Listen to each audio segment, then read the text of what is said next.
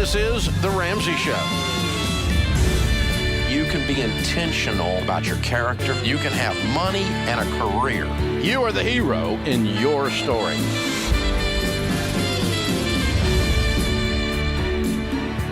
Live from the headquarters of Ramsey Solutions, broadcasting from the Dollar Car Rental Studio. This is The Ramsey Show, where America hangs out to have a conversation about your life and your money. My name is Anthony O'Neill, host of the popular YouTube and podcast show, The Table, with your boy, Anthony O'Neill. And co-hosting with me today is the one and only Christy Wright, #1 national bestseller, also host of the very popular The Christy Wright Show, and also the founder of the Business Boutique Academy that's opening up next week. It is on Monday, and we're kicking it off with a webinar. I'm so excited. I'm going to teach people how to sell without feeling slimy. Woo. Feel good about selling, and we're going to kick it off. So, yeah, it opens on Monday, closes on Thursday, so we just open a few days. But, man, there's a lot of excitement that builds up to this time of year when we get our new class of Academy members into my coaching group. It's going to be fun. It's going to be real fun. So if you have any questions about business today, business, money, I want to say relationships. Yeah, relationships. Anything today, give us a call, 888-825-5225, 888-825-5225. And Christy and myself would love to give you our viewpoints, our thoughts, and help you walk through this process. So I'm excited. Christy's in her business head mode today.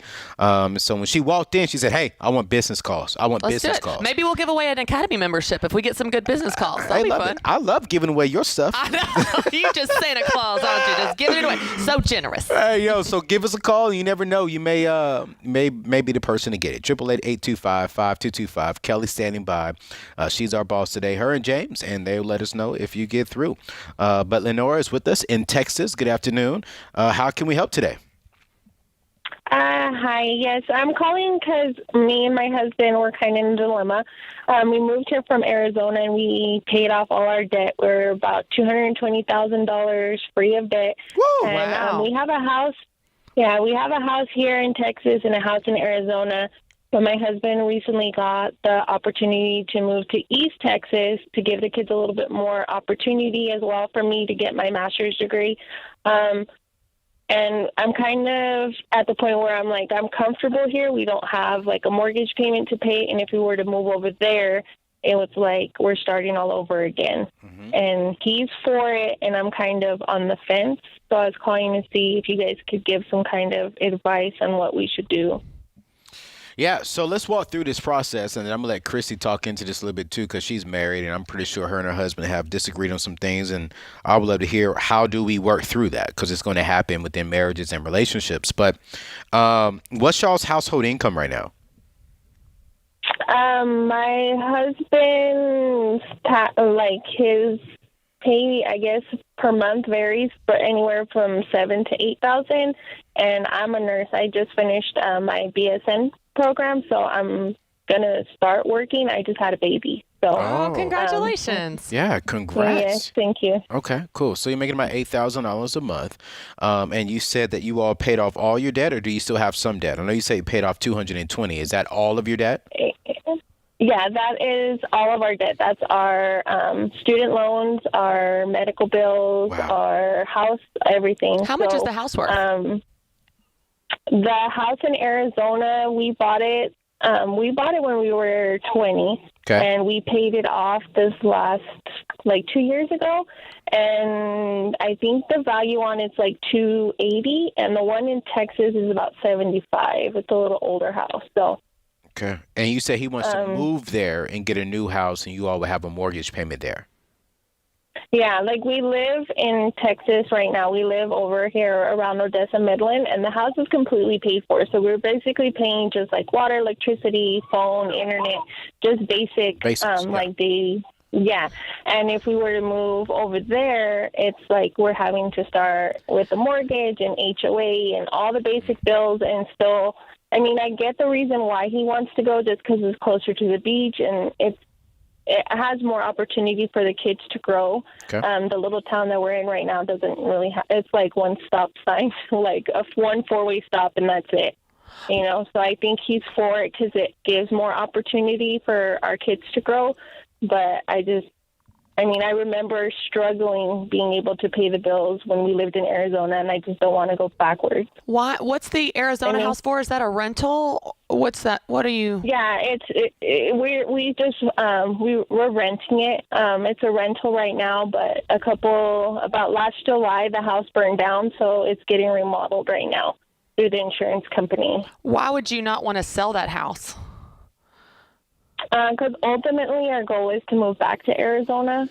So, okay. I think that's where we want to move back. But when? Do you know? We're just, we were planning on moving back within the next 5 years. But the 5 years have already came and go. So we're kind of well, what are we supposed to do? Is that where we want to go? So we're kind of at a loss of where we're supposed to go, what we're supposed to do. But he just feels like he was already frustrated where he was at, and he felt like there was no growth. And then all of a sudden, someone's like, hey, you know what? I have a position for you. And I think he feels like, God works in mysterious ways. Maybe this is a sign for us to move. Maybe there's more opportunities, more growth. Well, I think there's definitely you guys can have a discussion about whether you move or not. That's one piece of the equation, but the way that you ask the question is as if there's only one way to do it, and there's not. There's a couple ways to do it. You could sell the Arizona house, and you could pay cash for a house, and you don't have a mortgage again.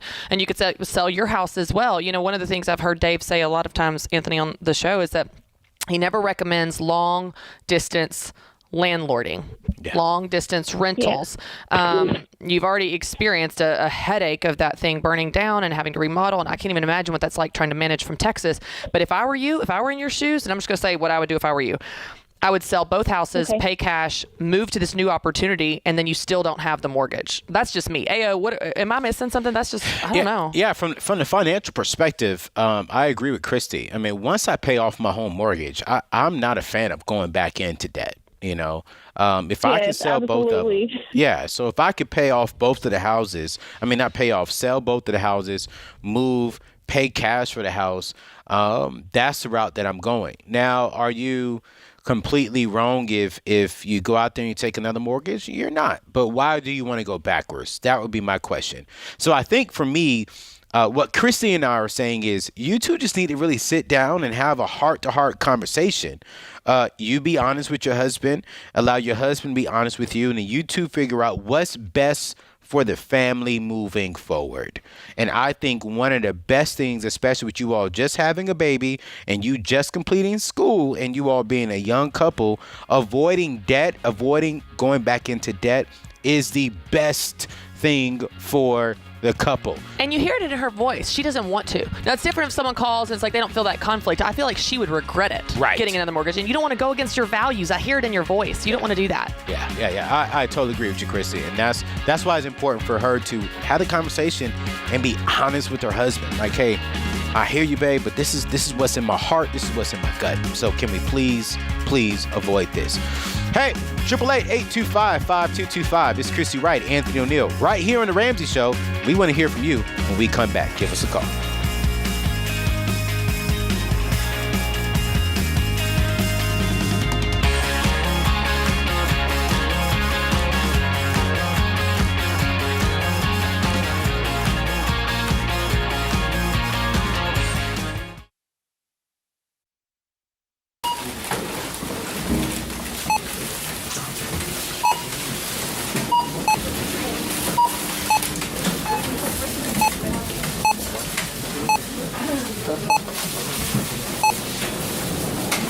Still on baby step number 1, eh? How'd you guess? With healthcare costs rising, learn how Christian Healthcare Ministries can help you make the most out of your budget. Visit chministries.org/budget. Don't worry, it's worth it.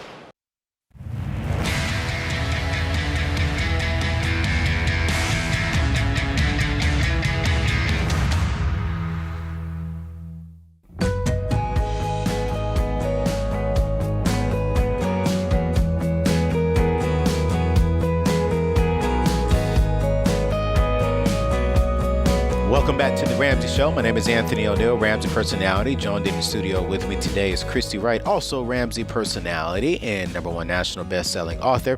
And Marie is with us in Columbia, South Carolina, who's going to kick off this segment. How can we help you? I'm calling because, and thank you guys for taking my call.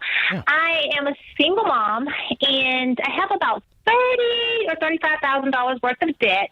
Okay. And I was wondering if it would be a good idea to sell my home and take those loan proceeds to pay off my debt and kind of rent for just a couple years to kind of build my credit back up and, kind of save more money for a down payment on a new home. So sell your house to pay off the $35,000 in debt right now, right? That's the main question. How much do you make? Mm-hmm. Probably about $30,000, $31,000. What do you do? I'm actually a business analyst. Oh, okay. All right. Mm-hmm. Business analyst. All right. What's the $35,000 of debt? It's $10,000 for a car payment, about $22,000 in student loans, and about $3,000 in credit cards. Credit cards. All right, cool. Sounds good. And how much equity do you have in your house? I have about $60,000 worth of equity. Cool. Let me ask you this question. How much is your house worth? It's about either $160 or $165. What's your mortgage payment? It's like $860. Okay. Yeah. Yeah, you are you stretching this one, ain't you, Marie? Yeah. Yeah. Yeah, it's a struggle. Yeah. Okay. So I want to ask one question before it's a little different than the paying off the debt with the house. What would it look like to get your income up? What would that look like in your business? A business analyst, I would think that could have some potential to be making some good income. I know you're a single mom, so side business you may not have the hours for that. Have you considered what a path to that might look like? I know that sometimes we're like, we want the house to be the last thing to go, or the last thing to use to pay off debt. So, with your your experience as being a business analyst, I would just feel like there's some options for you to get that up. Yeah, I'm hoping for maybe a promotion in the next year or so, but I'm kind of new in the role, so it's, yeah. Yeah. Well, here's the problem that we have, Marie, that I'm seeing. I think Chrissy was hitting to it. We have a shovel problem. We have an income problem. And so right now, selling your house could be a temporary fix, but you will be right back in this situation down the road if we cannot get your income up. And so number one thing is I definitely want to say we need to start figuring out how to get you up to at least about $55,000, especially in Columbia, South Carolina, which is a beautiful city because that's where I was born at. So I'm rooting for you. But at the same time, let me ask you this question. Mm-hmm. Money was no issue. Would you sell your home? Yes. Okay. I'm not really particular fond. I've been in my house it's going on 5 years. Okay. I'm not happy with the location anymore. And honestly, it's a lot to be a homeowner with maintenance and, property taxes, HOA fees. So it's kind of a lot that I kind of jumped in kind of quickly, I think. Yeah. And I kind of just want maybe a clean slate. I like if it. that's possible. I like it. Yeah. Then I would definitely say reach out to one of our real estate agents here and just get on the phone with them and see how can you get on the market. If you want to sell, now is a great time to sell. Well, and I wonder too if you couldn't downsize, take some of that, proceeds, pay on the debt, but then you're still, owning a home. Yeah. Like that might be in a better location, because I didn't know all that, Marie, about the location that you want something different. My only fear is sometimes people think, well, I don't like my situation here, so I'm going to go over here because it's going to be easy and perfect. I'm like, renting has its own set of problems, so I don't want us to think that that's going to just solve it. Maybe there's another combination, like you said, another option. There is. Let me ask you this question before we let you go here. Do you have anything in the savings account? I do. I have about $5,000 in savings. Okay, cool. $5,000. So here's the thing. I would suggest, since you don't like the home, since you want to get out of the home, go ahead and sell the home. Now, when you sell the home, you're going to pay off all your debt. And what you're going to do is you're going to you're going to put 3 months inside of an emergency fund. Okay? Okay. So that's the first two things. You're going to pay off all your debt. You're going to put 3 months of expenses inside of emergency fund. And while you're building your emergency fund back up. You're going to rent for a little bit. Then you can do what Chrissy said, is going back in there and see what can you buy that you really enjoy. In the meantime, I want you to connect with one of our friends, Ken Coleman. Jump on his radio show next week. Ask him, hey, I talked to Chrissy and Anthony last week on the Ramsey Show. They told me I have a shovel problem. You're the shovel guy. I need to get my income up. Any suggestions? And he'll walk you through that entire process on what to do and how to get your income up. But in the meantime, reach out to one of our ELPs, and they'll walk you through the process on how to sell your home and get you out of that house and sell it for top dollar. The income piece of it is so huge, Anthony, because what I don't want her to do, and I think is really tempting for anyone to do, is when you get a lot of cash and you've been strapped financially for a long time, and all of a sudden you get this huge amount of money. You might pay off your debt, but then you might just take your foot off the gas and go, oh, well, I've got this big savings, or oh, I've got this left over, and you're not going to have the urgency to get your income up. You still need to get your income up, because I don't want you getting another rental situation or mortgage situation that you can't afford, because your income's not high enough to support your life. And so make sure you're still exploring that, even if you sell the house. Don't let that take your foot off the gas. Yeah, Chrissy, and let's stay here for a minute. I think it's a good teaching segment. One of the things that you do for ladies, which is why I'm so excited about you launching your business academy next week, is would she be a good candidate to start a business on the side? Yeah. So what's interesting is, if you're a single mom and you are working every hour that you can, you're already stretched too thin. I don't want to add stress to single moms. Yeah. Now, if, for example, if you have, and I don't know the ages of Marie's kids, but if you have older kids that are in school, if they play sports after school, like you've got a little bit more time, maybe your hours in your full-time job are flexible, and you could work more hours, whether it's on the weekends or in the evenings, and you want to, and that's not going to just stress your life out to the max, then yeah, I mean, it's so easy to start a business right now. So you could even, like, for example, Marie, one of the things you could do, you could use your business analyst skills on the side as a freelancer, as long as there's not a non-compete or something, as a freelancer for small businesses, and help them analyze what they're doing, their goals, their metrics, their records, all that good stuff. And so there's options for you to earn extra income by starting a home-based business or side business or small business. The thing is, I just want to make sure that people are prepared to work, because it's not just free money. You have to put work into it to make it work, like anything. But that's definitely an option if you've got those hours that you're willing to allocate to that. And I asked that question because I'm like, when we talk about having a shovel problem, sometimes we go straight to, hey, which is important, go get a second job or go get a pay raise. But sometimes that could be for a single mother like herself. You know what? Hey, maybe I should just start a side hobby, a side gig. Yeah. You know what my first one was? Have you heard me talk about this? No. So when I worked in a nonprofit right out of college, I was making like nothing, college graduates are right out of college. And I wanted to move to this 40-acre farm, and it was more rent than I could possibly afford. But it had an 11-stall barn. And I was like, I think I'll just start a horse boarding business. And so I did. I used the 11-stall barn to board horses to help me pay my rent, because a similar situation, Marie, I couldn't afford that rent on my income, but I really wanted to live there. So I was like, well, I'll get my income up. I'll get my shovel up by starting a side business boarding horses. So I did. And that's how I was able to afford to live there. So yeah, you can get scrappy and creative. You can use your skills, your talents, your stuff. If you've got a computer, you can write. You got a swimming pool, you can teach swim lessons, sewing machine. So you can get really creative to earn extra income. And what's cool about that, Anthony, versus getting a side job, is that you set the hours and you call the shots. You set your pay. You get to decide when you work, when you don't, on what terms, what customers you keep, which ones you don't, how much you pay yourself. You get to set the rules, and that's a nice benefit to starting a business. So ladies, I want you to get the training and tools you need to take your business further and faster with Christy Wright. Her exclusive online training group for women with businesses opens next week, April 19th through the 22nd. Where can they join the waiting list? How can they do this? Yes, and you can join our webinar at businessboutique.com. Businessboutique.com. We'll be right back.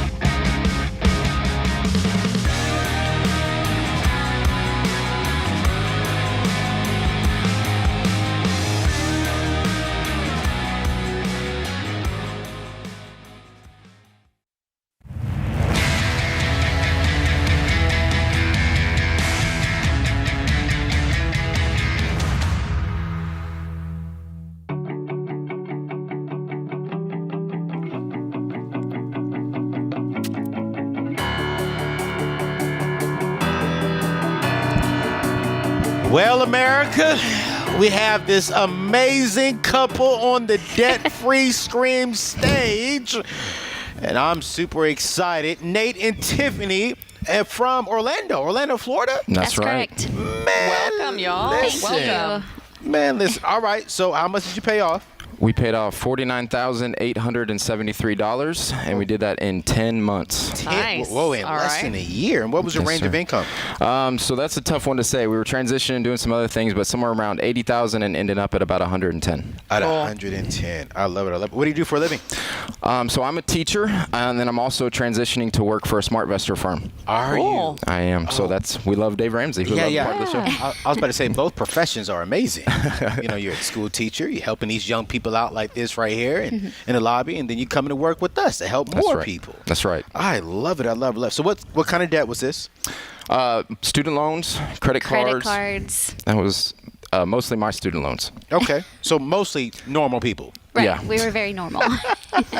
Oh man, I love it. I love it. So what happened on this journey about 10 months ago? Well, the journey is really quite a bit longer than that for both of us. My journey actually started pretty much after a divorce. Okay. And so I was a single dad, and you guys will get to see my son soon. And I had to figure out, how I was going to change my life. I'd followed Dave Ramsey previously, just hadn't been able to accomplish what I'd wanted to accomplish. And so I started off that process, paying that off by myself, and then along came Tiffany. Yeah, and I had read Total Money Makeover years ago. Okay. And so I started working on getting out of debt, but I was very ish. And anyways, when we met, we had a financial conversation very early on. I think it was date 3. Date 3. A little too early. Yeah, he just Wait. Who started that conversation? him. I did. Oh. I did. But it was good. I was ready for it. I was ready for that. So we had that conversation, and then we actually did FPU when we were engaged. So that was Cool. very good premarital counseling on top of the other premarital counseling. And so I was very open to it. He helped me understand a lot of things I didn't understand when I originally read the book. And we just instantly started working together. And as soon as we got married, we just hit the ground running. Wow. That's awesome. What a cool kind of season of your life to be focused on this goal and working as a team while also bringing your lives together and getting ready to get married and all of that. That must have been a really good kind of training ground for teamwork, because you're having to have these conversations and having to align on values and sacrifices and all that. What was that like? That was really, for me, it was the prerequisite class. But making sure that we're on the same page. So in my past, I had experienced that's very important. So we wanted to make sure we were setting goals. We were on the same page, that we wanted to accomplish the same things. And so part of that for us was reading a lot of the books. Everyday Millionaires was a big part for us to be able to look at the future and say, this is where we want to be. We wrote some things down, and That's just where really made it a plan. Yeah, we're already started following the plan, but once we read that book and we did the discussion at the end and answered the questions and started answering where we wanted to be, putting a deadline on everything, that's when it became real. And we're both very competitive, so we were on a mission to beat the goal that we wrote down, and we actually did by over a year. We became debt-free Over a year, sooner than what we had originally planned. Wow. Because I'm looking at the math. I'm like, if you started off making 80 and you ended or making right around 110, that's gross. I mean, so net half of your income was Right. going towards your debt.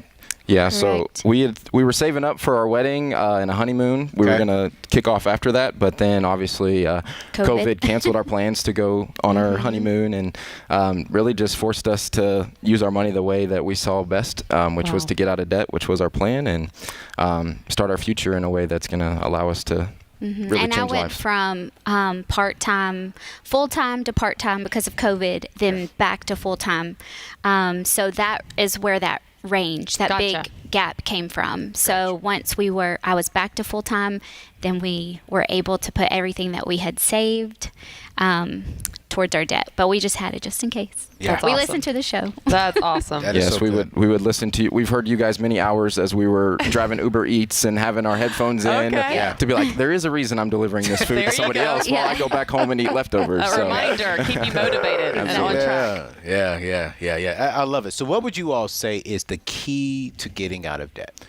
do you want to take that one? Or you want? Yeah, sure. I would say definitely the budget, but having the budget meeting. I think the budget is obvious, but that budget meeting every month, if not twice a month.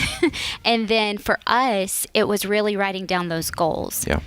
Putting a deadline on it, because without that deadline, we could have easily made excuses for like a trip or a night out or something like that. I love it. I love it. We have a bunch of kids, young kids, in the studio today, and they're watching you.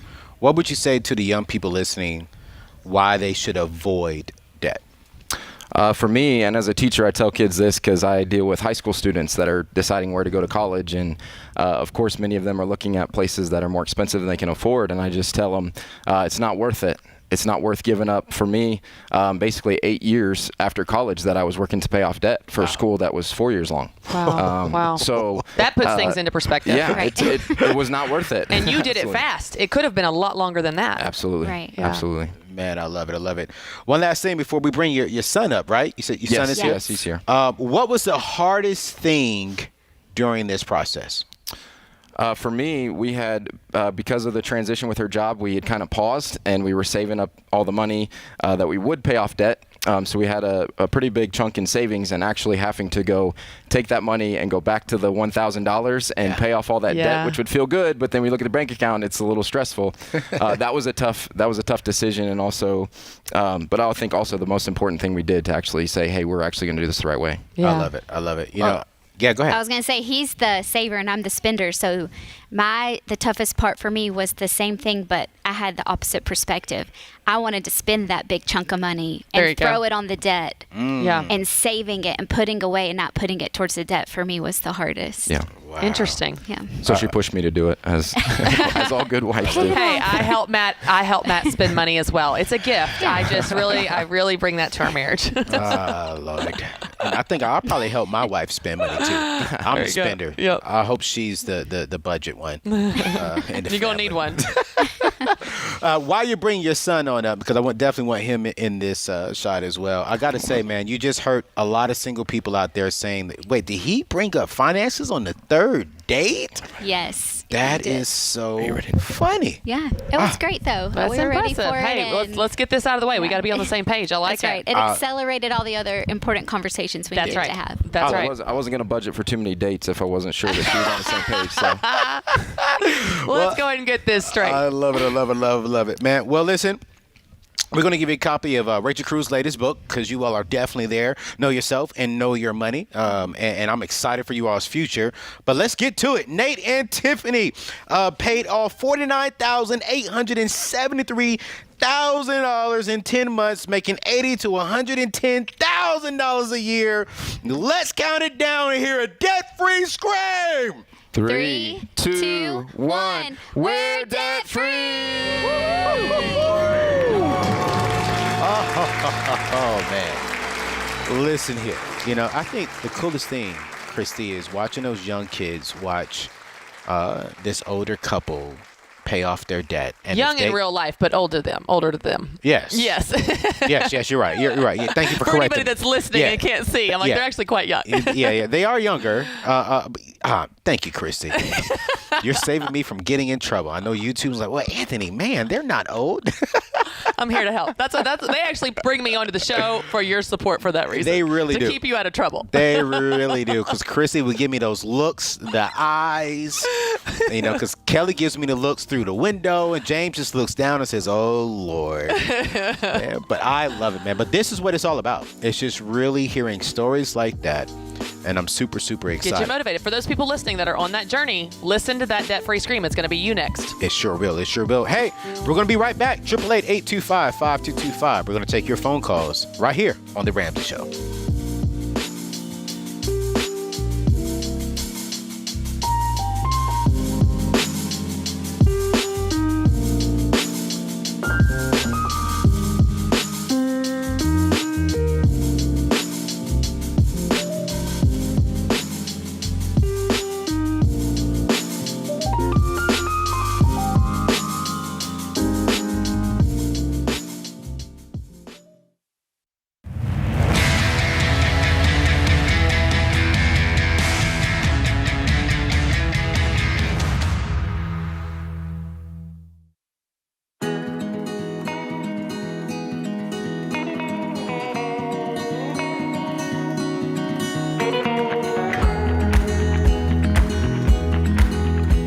Chrissy Wright and myself, Anthony O'Neill, Ramsey personality, is taking over the Ramsey Show during this hour. And we're excited because Camilla and Yafet are in Atlanta, Georgia, and they're going to kick off this segment for us. And good afternoon, ladies and gents. How can we help? Hey, good afternoon. Hey. Hey, how you doing? Oh, man, this is so cool. I love this. I like this. I hear, hey, how you doing?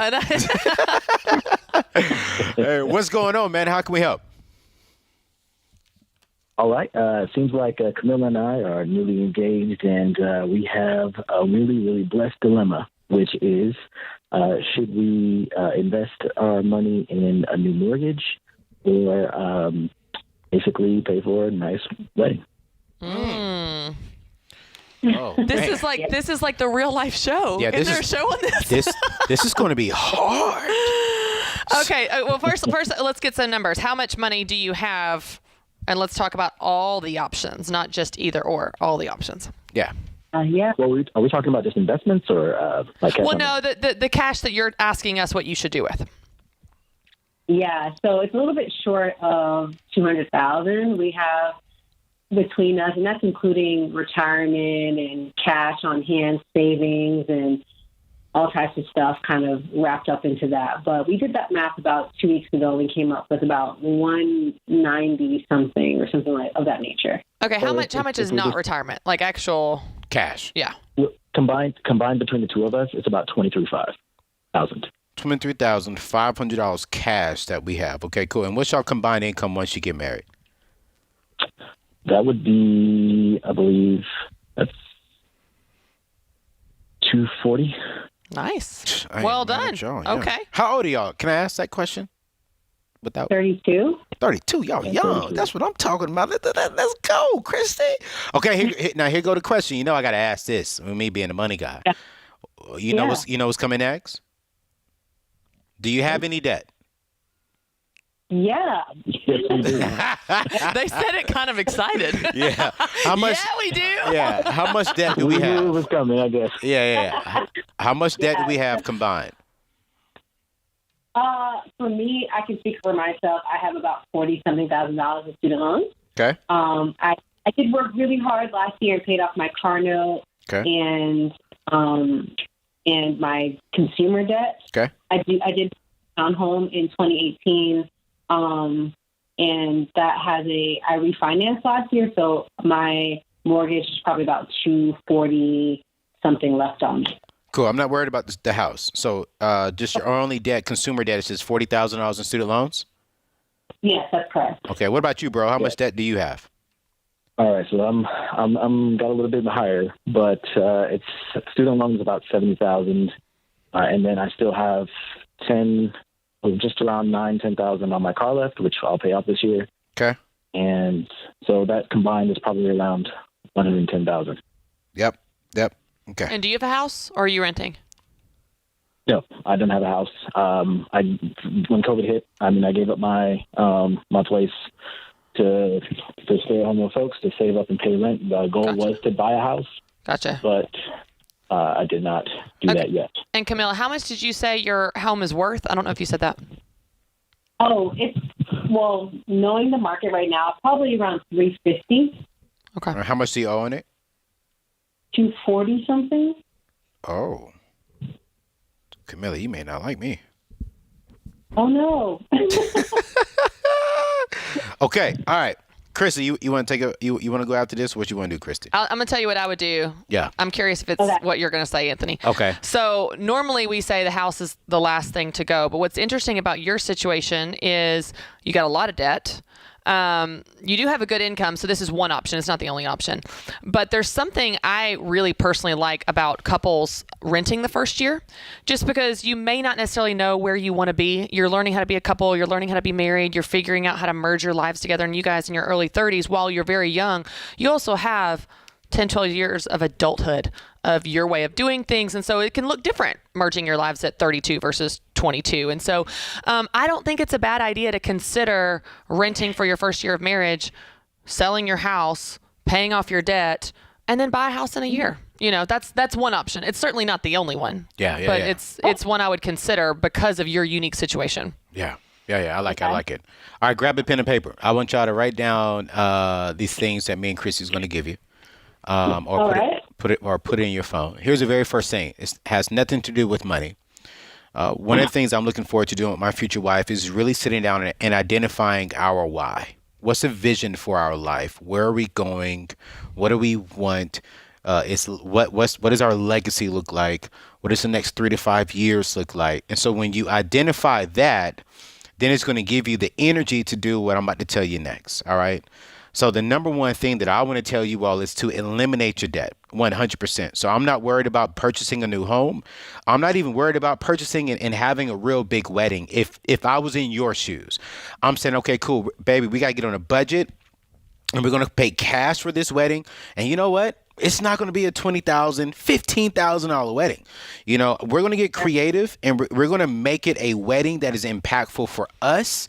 But it's not going to be impactful for our friends and for our families to be awed. No, we need to set ourselves up to win, to go towards our why and go towards our vision.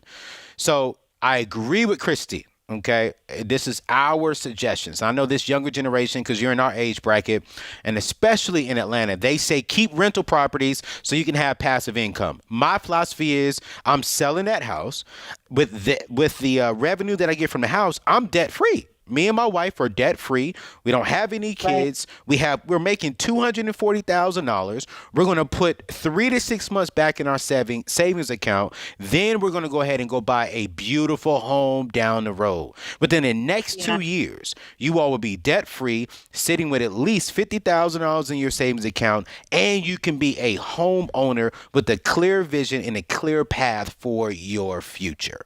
And so that's what I would honestly do. Y'all make great income. It's not going to take you a long time to save up for your next house. Don't think this is way far off. It's not. We're making the right short-term decision here. Yeah, $240,000. Y'all do understand the average household income is less than $70,000. So you all are like doubling and half that, almost triple. Okay, so you all are in a good place, and you're young. Like me and Christy, okay? So if you all do this and then start investing into the stock market, into mutual funds, into your 401ks, you guys, you all will be extremely, extremely, extremely wealthy. Let's do this, Kelly. Let's give them Ramsey Plus. Yes, great idea. Yeah, as a gift from Christy and I and our whole Ramsey team here. If Dave was here, he would be super proud of you all. And I want you all to go through that. I believe if you all can do this now, when are y'all getting married? We haven't set a date yet, but our families are meeting literally this weekend. So once we do that, that's going to kick off all the planning and stuff. But you said I was going to hate you, but I love this idea. I think what a pleasant surprise. Anthony has pleased someone with his answer. It happens maybe once a month. I'm glad you are the lucky recipients, Camilla. Oh, man. Camilla, you just made my day, you know. I love it. I love it. Thank you. You just made my day. Just to hear you say you all like that. I mean, I'm telling you right now, your future is so bright. The conversations that will come out of you all taking Financial Peace University through Ramsey Plus that Kelly's going to give you access to is going to be amazing for setting the foundation of how you manage money moving forward. Not just getting out of this predicament, but moving forward, how you budget, how you set goals, how you manage your money. So I'm excited at this season of life when you're engaged to get to have those conversations and take that class. Absolutely. So stay on the line. Kelly's going to get you that information. And also as well, Kelly, get their information too. I want to bring them on my show. I like them. I like them a lot. I want to interview them on my show as well. Because I think young people need to hear this. So yeah, get their information, Kelly, and I'm going to call them personally and have them come on my show. This is why I get excited about doing the Ramsey Show, especially with you, Christy, because we just have fun. I want you to bust into this new marriage or mortgage show and just be like, neither. Pay off your debt. Pay it all I want you to off. have this like surprise in all the episodes Hey, and just you be the neither guy. Yeah, listen, they don't want me to do that because I hurt someone's feelings, you know, but it's all good. But America, thank you all so much for joining us this hour. This is The Ramsey Show.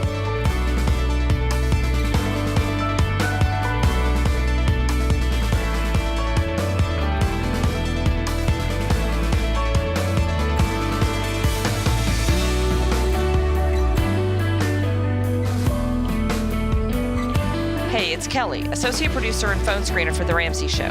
If you would like to do your debt-free scream live on the show, make sure you visit theramseyshow.com and register.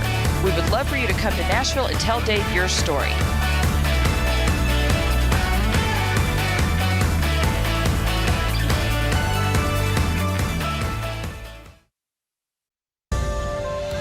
This is The Ramsey Show.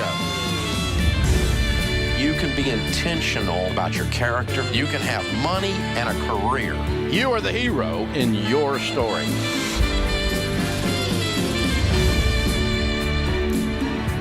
Live from the headquarters of Ramsey Solutions, broadcasting from the Dollar Car Rental Studio. This is The Ramsey Show, where America hangs out to have a conversation about your life and your money. My name is Anthony O'Neill, host of the popular YouTube and podcast show, The Table with your boy, Anthony O'Neill, and co-hosting with me is none other than the one and only Christy Wright, host of her popular podcast and YouTube show, The Christy Wright Show, and also the founder of Business Boutique Academy that's opening up next week. And I'm really, really excited about that. We'll talk about that a little bit later on in the hour. But give us a call, 888-825-5225, 888-825-5225. Christy's has her business head on today. So if you are a young lady or even a young man and you have some business ideas or business questions, give the expert a call. I'm not an expert in that field, but if you want to talk about your money, if you want to talk about your life, I love to talk about that. So give us a call, 888-825-5225. And to kick off this hour, Mitchell is with us in Dallas, Texas. Good afternoon. How can we help? Hey, Anthony. Hey, Christy. Hi. Hey. I love listening to you guys. I listen to AO's The Table all the time. Awesome. Oh, man. Appreciate you, man. It's great. I love it. Yeah, I'm going to give you a good answer now. I appreciate you. Good start, Mitchell. Good start. All right. Now that I've buttered you up. Yeah. I am in college, and I'm living with my parents at home still, going to a community college, trying to get my degree debt-free. Awesome. You're going to get it debt-free. Yes. Yes. Well, I'm wanting to work towards a little bit of independence. Okay. I'd like to move out and get an apartment with a friend my senior year. I'm wondering if that's a good idea, and how do I work towards that while in college? Are you working? Only during the summers. What would it look like for you to work all year long to make this happen if you want it to happen? Probably part-time. I could find a part-time job somewhere. Yeah. Well, I think that's a piece of the equation for sure. Yeah. There's going to be a cost, not just financial cost. Like you got to weigh out your time, that type of thing. But I don't know. Anthony seems against this idea, but I'll just chime in and say, from my perspective, if you set a budget, and many people do this in college, you set a budget and you work and you make enough money to pay for your school and pay for your living expenses with a roommate or whatever you're doing, you can make that work financially. We just don't want you going into debt. Now, can you save more living at home? You sure can, but you also gain something, to your point, in independence and going out on your own and paying your own bills and making your own way. You just need to be able to do it. You got to be willing to work and not have this free time or parties or whatever you're doing. I mean, whatever your free time is going to now is now going to go to work. So you need to think about, is that worth it to you? Because you're going to have independence of having a roommate and living on your own, but you're not going to have a lot of free time because between school and working, you're not going to have much of a life. So you just have to think about if it's worth it to you. I don't know. Anthony, you still don't like it, even if he can pay for it? It's not that I don't like it. My question is why? I mean, if you're telling me I want independence, I want to know why. Like, why do you Don't you want it? I do, but I'm 37 years old. But when you were in college, you didn't want it? Absolutely. Because, I lived with my mom for a season after college, and we drove each other crazy. Yeah. But I think at this time, if Mitchell was a good steward and if he would just like, all right, let me sacrifice one more year, stay at home, work my butt off, graduate school, stack some money, and then when I graduate college for one more year, I could be further ahead financially than a lot of my peers. That's what I would challenge for Mitchell, is to not just think about the independence, because the independence will come, but how can you have independence plus financial security plus a little bit ahead of the game at the process as well? I'm not saying if he goes out, Mitchell, if you go out and do that, you're wrong. No, I agree with Christy. If you do it and you don't do it with debt, that's cool. That's great. I would just say on the flip side, think about what can you gain by spending one more year at home, graduating debt free, It is going to be uncomfortable, and let's be real. It may suck being at home with your parents and your parents being on your business. But I will ask yourself, what do you gain from that? How much more money do you have in your savings account? And you said try to graduate college debt free. I want to call that out. So if you're saying that, if I move out, I may have to borrow $5,000 or $2,000, it's not even an option. But for me, man, I would definitely say, if I was in your shoes, if I was your father, I would say, hey, son, stay home this last year. I get it. I want you out of the house. Trust me.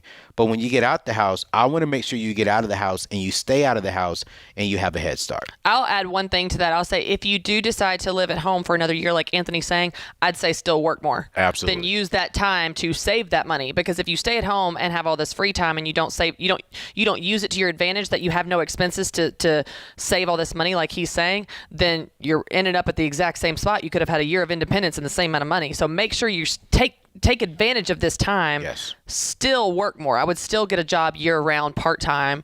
You can choose how many hours to be able to get ahead, like he's saying. I would add that. Yeah. Well, I think there's another piece of the puzzle here. I have saved up money so far. I have just about $30,000 in savings, and I haven't tapped into any of that through community college. That's amazing. I've just paid for it so far. That's amazing. But I'm going for engineering, and that's almost full time during the semester. Just I got you. taking classes. So stay home. It's okay. Yep. Okay. Stay home. I mean, you can't work. Stay home, man. Don't stress yourself. Graduate college at the top of your class. You're going to graduate an engineer. You're going to be making six figures. You're going to have some money in the account. Stay home, man. Don't rush. Don't rush to be out on your own. When you get out, do it right. All right. Sounds and good. I'll do it debt free. Hey, yes, you will. Yes, do it debt free, man. Because if you don't, I'm gonna find you. Hey, you're already doing awesome. Paying your way, debt free, living at home, $30,000 in savings. You're doing awesome. Yeah. You're doing awesome. Well done. Just stay on that track. You're doing great. Absolutely. And you got options. If you change your mind, 6 months or a year, you want to do something different, you've got some savings, you can get a job, you can change your mind. But I like the fact that you're already set up so well. You're not coming from behind, you're desperate, making, decisions from that place. You're in a really strong place. Strong place. In America, me and Chrissy didn't disagree. I'm just adding stuff on top of what Chrissy's saying. Because if he would have left out and he could do it without racking up debt and he can afford it, cool, great. But I'm thinking about how do you get ahead of the game? Okay. You know what's so interesting? This is an interesting point that I think is good for us to call out explicitly for everybody listening today. Yeah. And you've said this before when we've hosted before, but I think it's good to remind people. Money is a reflection of your values. Yes. And how you spend money is a reflection of what you value. Yeah. In the same light, our answers reflect what we value. I value independence. I do. I don't want anybody to tell me where to be, what time to be home, or where to put my bread. I value independence. So I'm going to work my behind off in that second job. You want to secure the bag. I want the You're bag. going to stay home to secure the bag. Yes. Build wealth. It's just different. It's okay. It's what you value. Yes. I'm trying to buy lake houses. Hey, America, we'll be right back. This is The Ramsey Show.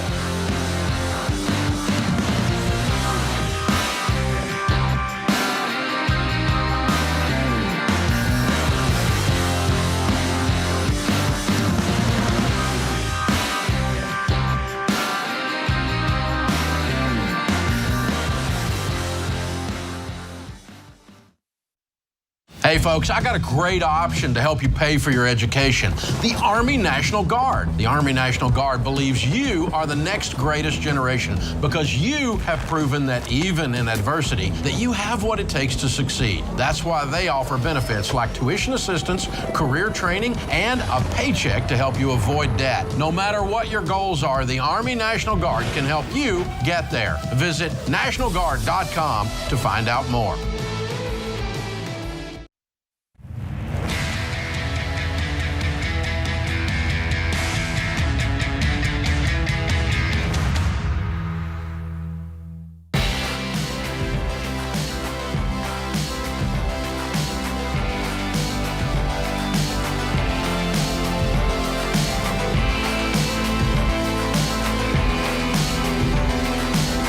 So April is Financial Literacy Month, Christy, a nationally recognized month dedicated to talking about the importance of knowing how money works.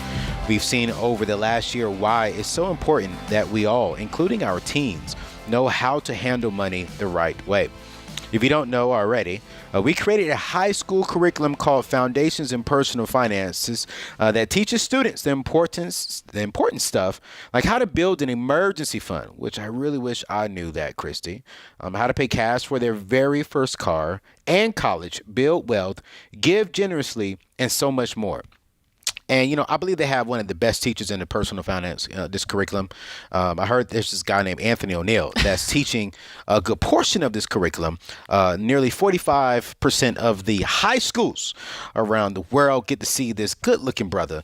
Nearly 5 million students get to see some comedy while they're learning about money. But this honestly would not be possible without the incredible work of our teachers. So this month, we're celebrating teachers. They've had a year full of unexpected changes and a ton of stress, but they're unstoppable. They keep going and they keep serving our young people. And we're not just talking about foundations and personal finance teachers. It's been stressful. It's been a stressful time for all of our teachers all over. So to say thank you to all of our teachers, we've created something called the Teacher Appreciation Giveaway. And this giveaway is sponsored by Mint Mobile, the affordable premium wireless service. Our giveaway has some incredible prizes like $5,000 cash and more. Whew. Man, I like that. Teachers don't hear thank you enough. They do not hear it enough. So to help us celebrate teachers, by telling them, I want you to enter in at RamseySolutions.com/teachers. Again, that's RamseySolutions.com/teacher. There's no purchase necessary. The giveaway ends April 30th. Again, that's RamseySolutions.com/teacher. And I'm excited because we have Aaron from Mint Mobile. He is with us to help us thank our teachers. And so I'm so excited to have him on with us. He is the Chief Marketing Officer at Mint Mobile. Hey, Aaron, thanks so much for joining us today, man. How are you doing?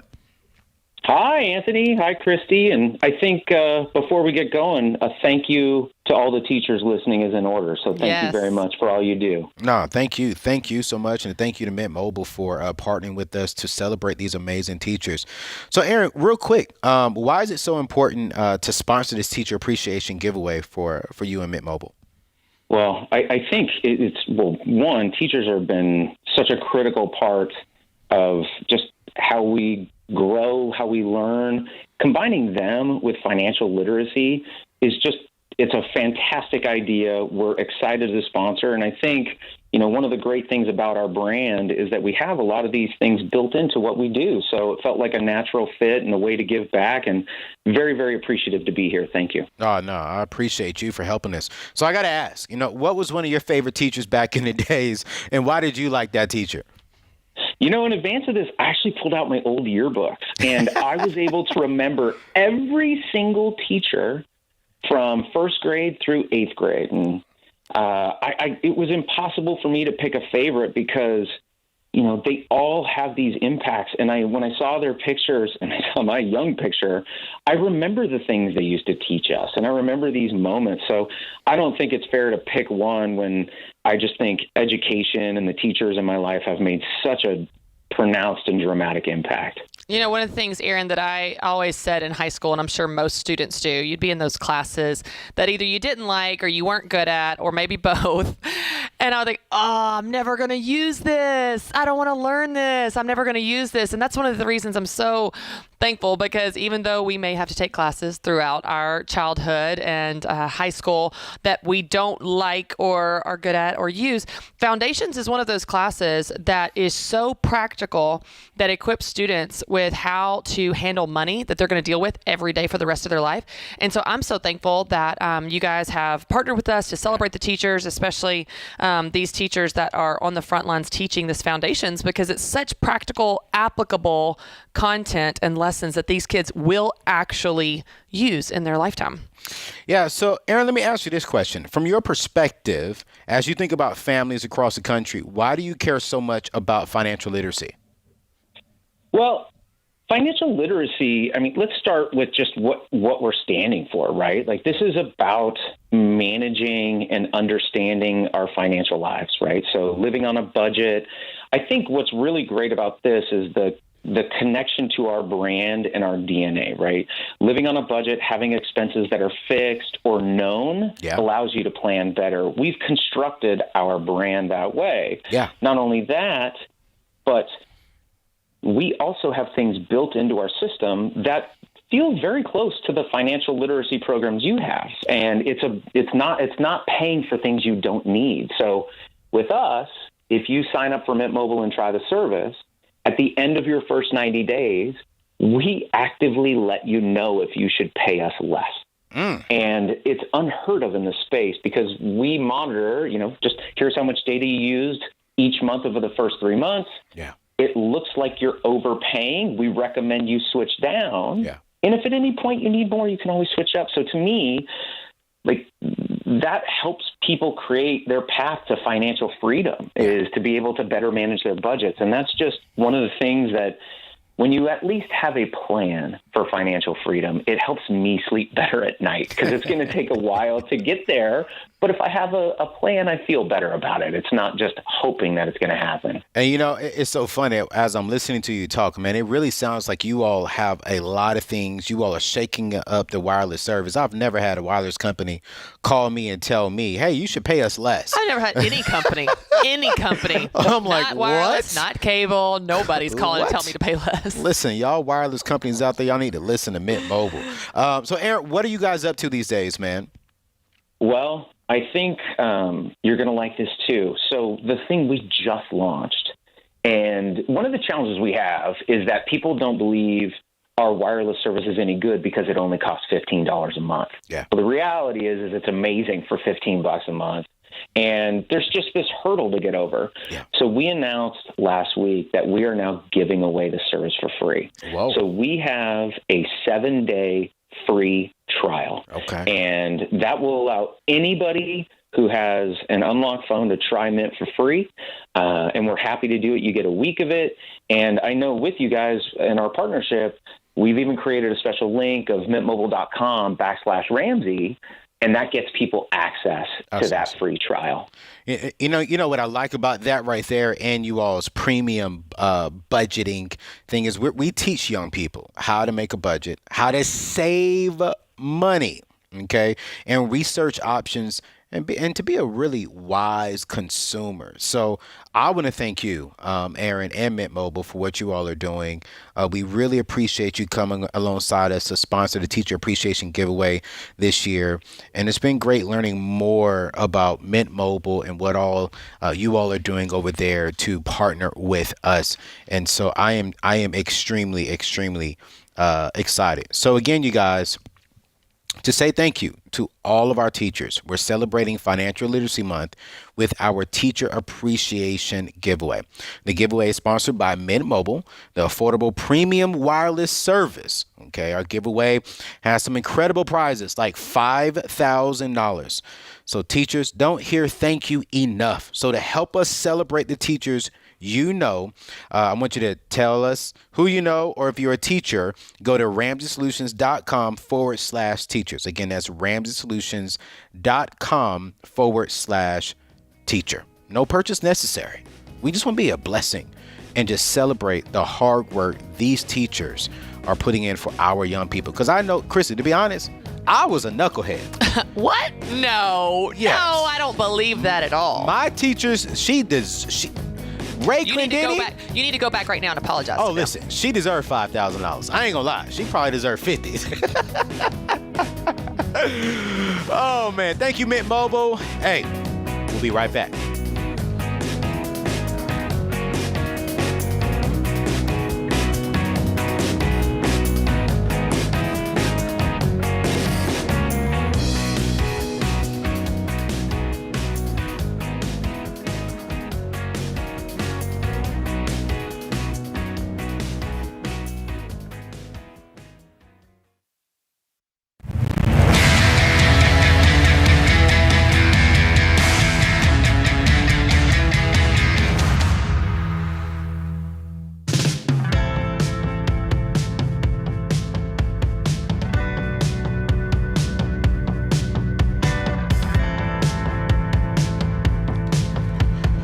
Christy Wright and myself, Anthony O'Neill, Ramsey personalities, are taking over this hour right here on The Ramsey Show. And you guys, guess what? Our famous $10 sale is back.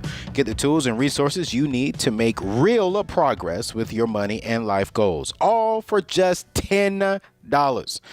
America, so that means saving up to 60% on over 40 best-selling books like The Total Money Makeover and Ken Coleman's The Proximity Principle. These also make great gifts. Head over to RamseySolutions.com/store to check out our $10 sale. And there's more. We've got a gift for you too. You know we love you, America. So you can also enter to win our Ramsey Cash giveaway. We're giving away $500 cash every week starting this week, plus a grand prize of $5,000 cash. Enter daily for extra chances to win. No purchase necessary. And check this out. You have to be 18 years or older. So text the word CASH, CASH, to 33789 to enter now. Is debt-free degree $10 too? You know what? I think it is. I think it is. Business Boutique is. Business Boutique is? Mm-hmm. There you go. Okay, then. Listen here. Go to college debt-free, start your side business, $10. Yes. I love it. Man, if y'all are not, text the word CASH, the 33789, and head over to RamseySolutions.com/store to get some good gifts, get some good material to help you change your future. Nathan is with us in St. Louis. Nathan, good afternoon. How can Christy and I help? Yeah, thanks for taking my question. So, I've got a question about how to handle a situation with my two sons. I've got a 12-year-old son and a 9-year-old son. My 12-year-old loves the idea of saving. We've talked about interest and compound interest, and he actually started a little business last fall, and it's somewhat exploded, and he's absolutely killing it right now. That's awesome. And he's funding a Roth IRA, and he is set on retiring when he's 50, and I totally believe he will as a millionaire. And then I've got my 9-year-old who, when he has $27 in the bank account, he's looking up, games, toys that cost $30. Sure. He's the second child. Just the complete opposite. And so I'm sitting here and I'm talking with my wife. Should we be doing something for my 9-year-old? I just envision this scenario 20 years from now. My 12-year-old at that time is going to be killing it. He'll be a millionaire. My 9-year-old is not going to have anything, and he's going to say, "Why didn't you make me save?" Or why didn't you help me save? And so I don't know if we should be doing something for him, even though he doesn't want to save or do anything. I don't know. I'm just kind of worried about what that's going to look like in 20 years when one of my kids is significantly better off than the other. Well, here's the thing, Nathan. The thing that you're doing is something that I do and lots of parents do, and you are making long-term assumptions based on a child's very young age and season. Now, there are aspects of this that you're probably right. It's personality driven. They handle money differently. They're wired differently. Rachel Cruz talks about this in her book, Know Yourself, Know Your Money. We're all wired differently, savers, spenders, and that type of thing. But to your point, you can shape and help facilitate good money habits at a very young age. The difference is while your older son is very self-motivated to make money and save money, your second child, like a lot of second children, I will add, I've got one, isn't so self-motivated in that particular arena. So what you're going to have to do is you're going to have to create some external sources of motivation. So for example, if he never has to save money to pay for something that he wants, then he's never going to save money. Whereas if you put some type of limits, and I don't know what this looks like when they're 9 years old, there's some examples in Smart Money, Smart Kids of age appropriate examples. But like with my kids, my children, Carter and Conley are 6 and 4.5.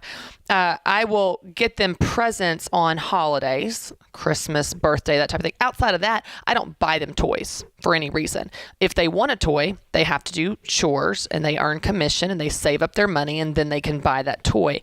They do not get the toy unless they work and save the money for it. So I think for you, it might look like figuring out what motivates your second child, and then leveraging that in a very healthy way, not in a manipulative way, but in a healthy way to show, okay, there's going to be some consequences if you don't save, and there's going to be some reward if you do save. And when you start putting that in place, I think it will force him to go against his nature a little bit more to learn these money habits. Because I'll be honest, I have your second son's tendency. I'm the spender. We were talking about this, Anthony. I'm the spender. And so I have to force myself with the disciplines to stay on track for what I want to do. So I don't want you to be discouraged. There is an aspect of their personality that you're right on point, but it doesn't mean he's never going to have money. He's going to be broke while your other son's a millionaire.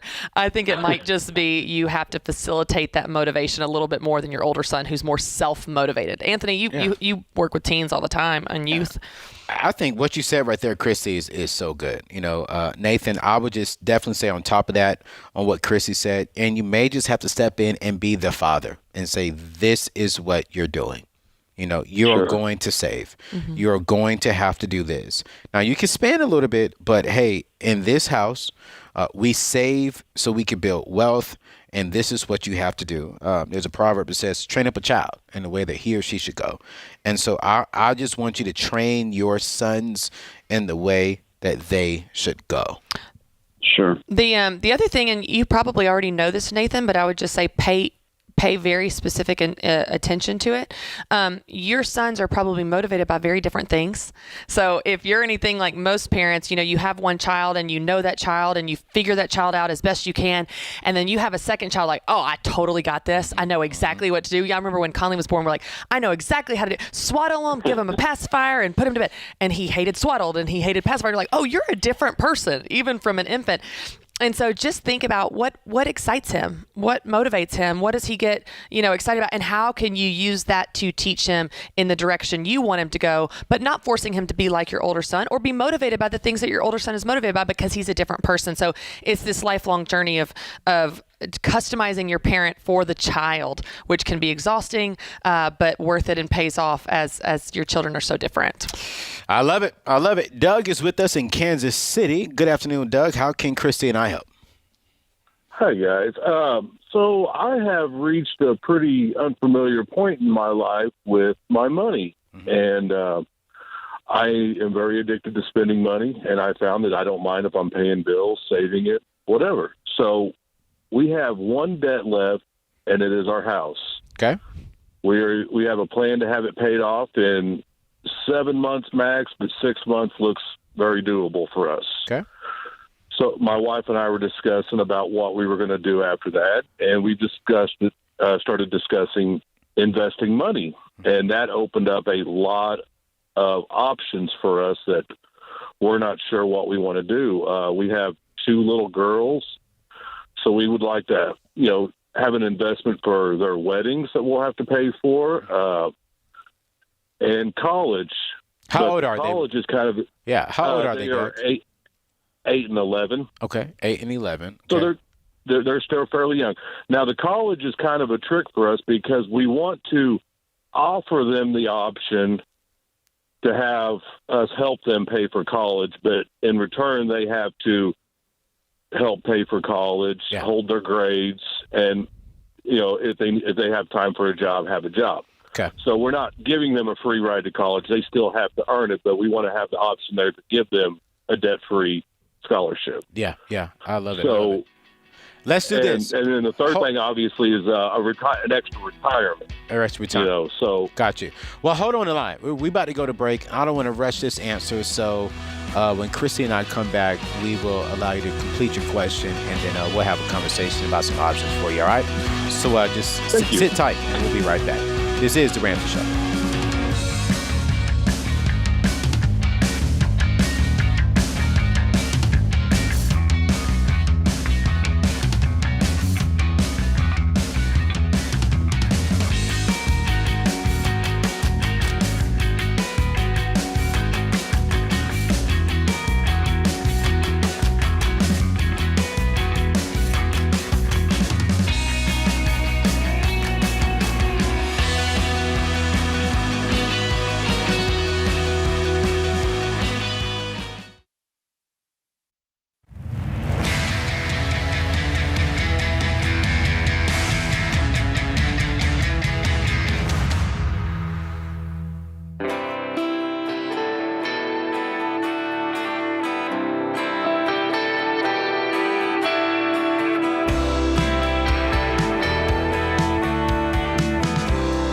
to break, we were on the line with Doug in Kansas City, and he was asking some pretty good questions, and I didn't want to rush an answer and pretty much leave him with not a good answer. So, Doug, how about you remind us of your questions so we can best serve you on this call?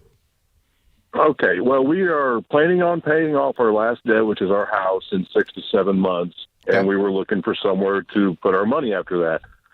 We've started looking into investing, and we've decided that we would like to start investing for my 2 little girls that are 8 and 11, their weddings, and for their college, and a second retirement for me and my wife.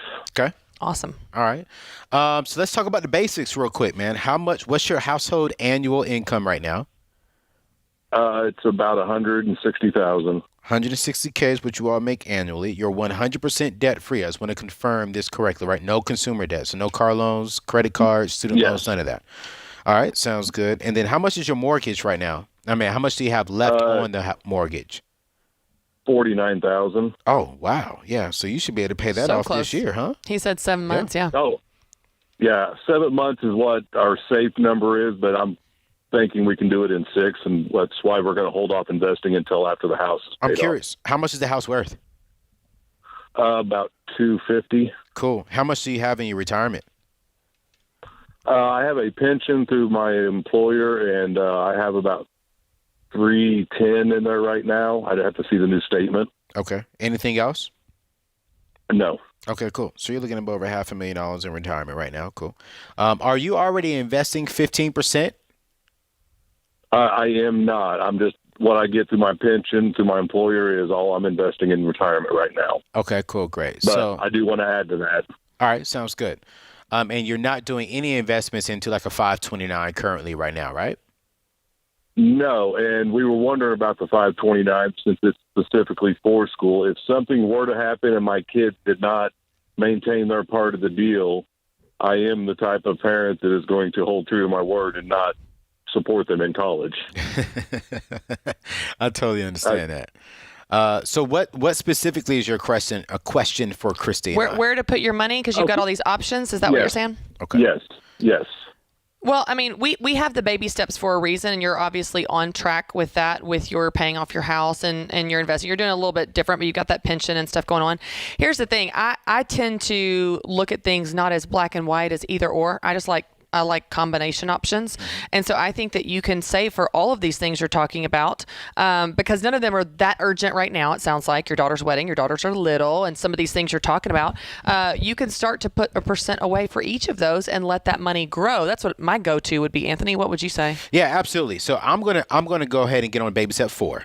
Doug, I'm going to go ahead and max out 15%. So I'm going to keep doing your pension. And I'm also going to open up a Roth IRA for well, you're at your income is at so you're right there. So I would do an IRA, so that way you and your wife can have that. I still would open up a 529, Doug, and I'm having a conversation with my kids saying, hey, you are still responsible to getting into school, okay? Your grades are going to have to be important. You are going to have to get some grants and some scholarships, but your mom and I are being intentional and making sure that, hey, we help you get through school. The key word there was help, not pay. Help. Yes. Okay, we're going to help. And then also, man, I love your idea. One of the key things that I'm really excited about for my future, and Dave has done this. You know, Dave has sewn into his kids' weddings, and I plan on doing that. So if you want to part some funds into like a mutual fund for your kids' wedding down the road, I think that's great. One of the things that I'm even starting to do this year is park money in a mutual fund for my kids' first house, because I want to just start doing that.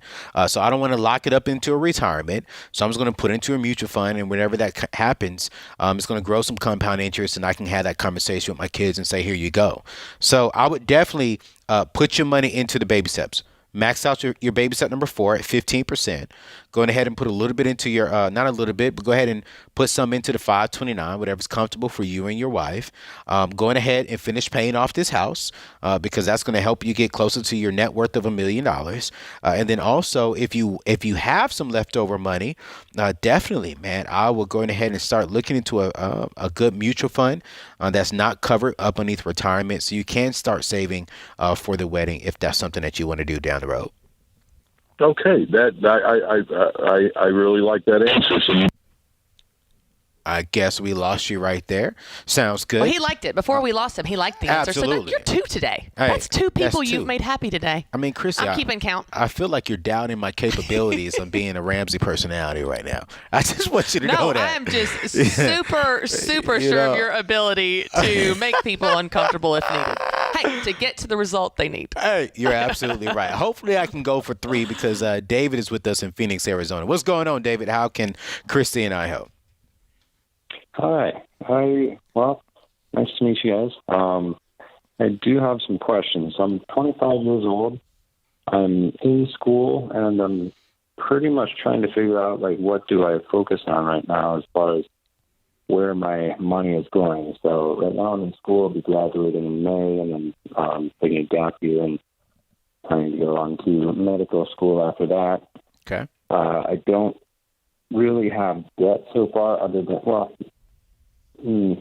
I have about $5,500 in debt that's interest-free that I plan to pay off as soon as I graduate. What is it? That way I don't have to. I forget the exact term, but it's basically the subsidized loan. Okay, so student loan. All right. Yeah, student loan that's subsidized. I have about $17,000 in investments, probably about $8,000 in cash, and then I make about $60,000 to $100,000 a year. I do sales work, so it's kind of variable, and particularly since I'm doing part-time while I'm in school. Where is this $17,000? Is this in single stocks or is it in mutual funds? Where is this $17,000? So I have a Roth, maxed out Roth IRA that started this past year, 2020. So okay. I got about $6,000 in it, and then I had about $11,000 in metals, and what? About $10,000 in Hey, David, real quick, bro. Can you speak directly into your phone? So move the phone away from you, then bring it right back to you, because I'm hearing you kind of muffled a little bit.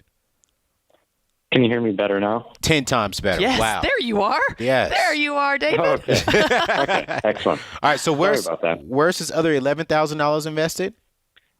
On precious metals. Oh, metals. Okay. So about $17,000 in investments then, and about $8,000 in cash, and then making about $60,000 to $100,000 a year. Cool. Currently, and so kind of I'm in school. I'm working, and I rent a house. I don't own real estate. I'm just kind of wondering, do I focus right now on just doing what I'm doing and just save money? Do I invest? And how are you planning to pay for medical school? Well, I have 2 options, really. One is to go to school here in Arizona, likely U of A, and get, obviously, in-state tuition and work. I'm planning to take a gap year between finishing my prereqs and so on and so forth, and then getting into medical school. So I'll work during that period of time. And I don't really have a complete plan yet on what, like, I don't have everything funded. I just plan to work and try and save up as much as I can during that period. That's what we need, David. Studying. I can answer your question right there before we get into any kind of fancy things we could do with our money at 25. If you want to go to medical school, that's your A1. Yeah. You don't have a plan and you need one. You need to price out the options of where you could go, where you can afford, how much it's going to cost, and what frequency you need to pay it. Put it on paper, in a budget, in a plan, and make sure you get your debt paid off and save up that money before you go. Now, if you're taking a gap year, you can do it, but you need that plan. That's your answer to your question, is you need a plan for what you want to do. Ladies and gentlemen, that was Christy Wright. And this is the end of that hour. This is The Ramsey Show.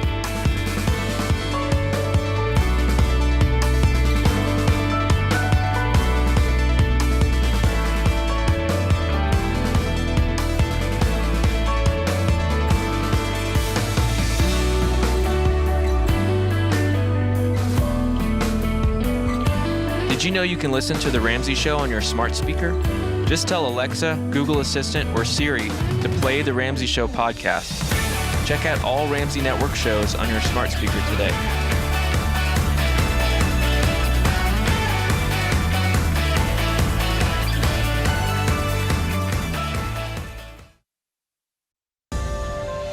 This is The Ramsey Show. You can be intentional about your character. You can have money and a career. You are the hero in your story.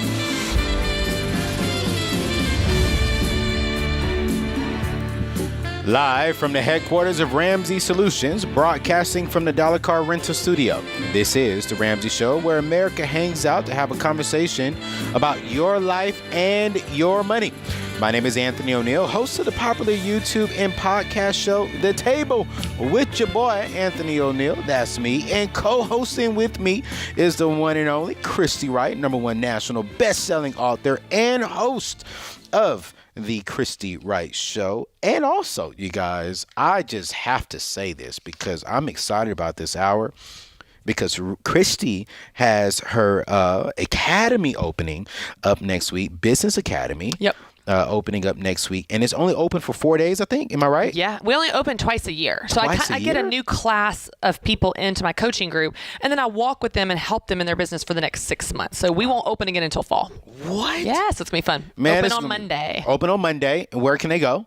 Businessboutique.com. Okay. And we have a webinar, free webinar on Monday, which is kind of a sample of my coaching, but I'm going to teach them how to sell without feeling slimy. So how to actually turn fans into customers so you can get sales into your business and not feel bad about the process. So that'll be fun. You can go to businessboutique.com, sign up and get your spot and your worksheet for that free webinar on Monday. And then, the academy's open. So budget, talk to your spouse, plan it, get in while you can. We close on Thursday. Man, and the price is amazing. You're actually on my show on Monday. I know. I'm so excited. And I'm telling y'all right now. So excited about that one. You want to go over to my YouTube show because Christy is a fireball. Like this woman, when she talks about business, she gets fired up about it. She knows what she's talking about. And I think the thing that I love about you, Christy, is you genuinely love helping people. Yes. And you want to help as many people as you can. And the price, you guys, is unheard of. Christy can do this much higher and scale down on numbers, but she said, nope. I want to help as many ladies as I possibly can. So, and she, her and I get into an argument on my show on Monday. It's so fun. I love arguing with you. Of all the people, you're like at the top of my favorite list. It's all in good fun. I hope people know that. We pick at each other. I hope people know it's all in good fun. No, we have a good time. I love doing the show with Christy. She's one of my favorites to do it, man, because we have such a good time. And so, hey, this hour we want to talk with you. If you are a young lady or even a brother and you have some business questions, our business expert is in the building. We only have two of them, Dave Ramsey and Christy Wright, not Anthony O'Neill. And so Christy is here to take your phone calls. Now, if you want to talk about money, I'm the #1 guy. Dave Ramsey is #2. We can say what we want because we have the microphone. That's right. So give us a call, 888-825-5225, 888-825-5225. And to kick off this hour, Cindy is with us in Kansas. How can we help you, Cindy? Hey, thanks for taking my call. Yeah. I am trying to figure out a compelling reason to pay off our mortgage. We've been through all the baby steps, and so we have retirement savings, we have a cash reserve. I am working one more year before I retire, and my husband is retired. And so I'm max funding my 401k until I retire, and we just refinanced our house. Okay. So our mortgage is $144,000, and the rate is 2.5%. So we only really have a $600 a month mortgage. So I'm trying to figure out if we really should start to pay down the mortgage, and if so, what's the best way to do it? I hate to not max fund my 401k, and we're about flush with cash flow, but I just needed some input. Now, what's your household income right now? Well, I make $60,000 a year working part-time. My husband has some earned income, about $15,000 a year, but he also has $54,000 a year in guaranteed income with his pension and Social Security. Okay. So that's a total of what, $120,000 or so? Yep. Mm-hmm. Which will only go down by about $60,000 in a year. In a year, when you retire? $70,000. When I retire, we'll still have his $54,000. Okay, cool. Now, any other debt outside of the mortgage right now? Nope. Okay, nope. cool. Love it. That's and you it. have, how much cash do you all have in a savings account? $86,000. $86,000. I Which I love know it. is more than we should, and I don't really need that there. Okay. But it's there right now. And in total investments in retirement, what's you all's income there? We have about $450 in retirement. Outside of that, $86,000. We have about $450 in retirement savings. Some of that is guaranteed income as well. Okay, cool. So do you have any kind of retirement checks coming in once on top of this once you retire? No. Okay, cool. No, All right. not yet. No. So you're looking Unless for? we take it from our portfolio, but we're not planning on it until we need to. Yeah. I totally agree. Here's my thing, and I don't have nothing deep to tell you, Cindy. Okay, and I'm not going to try and convince you with something deep. I was going to be real with you.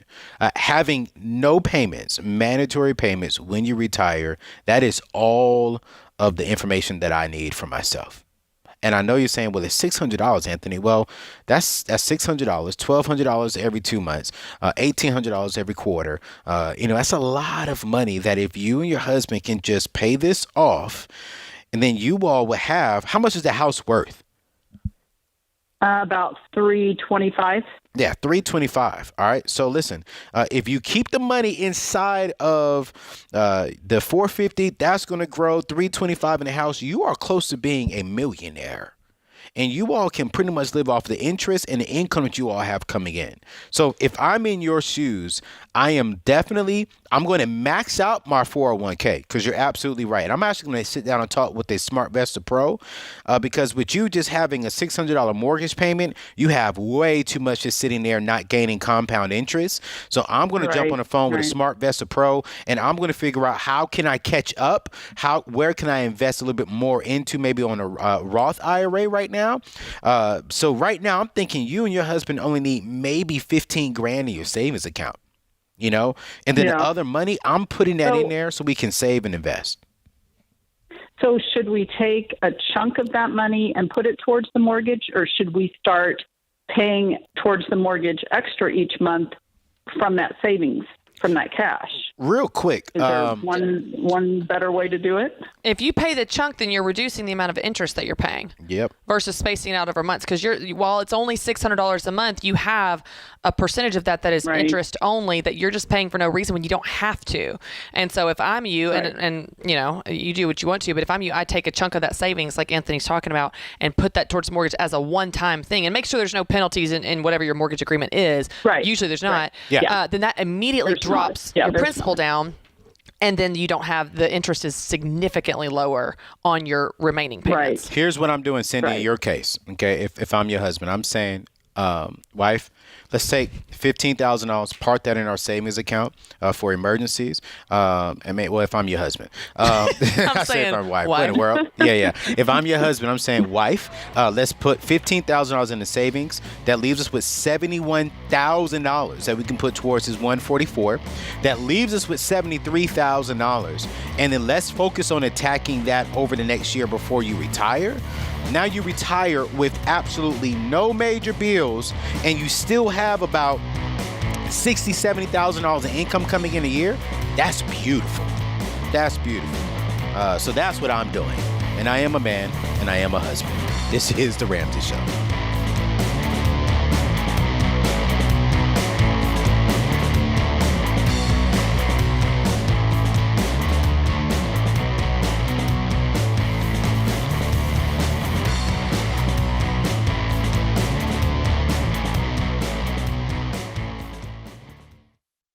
What makes our show unique is that we genuinely care about our listeners. We're intentional about choosing the best advertisers to recommend.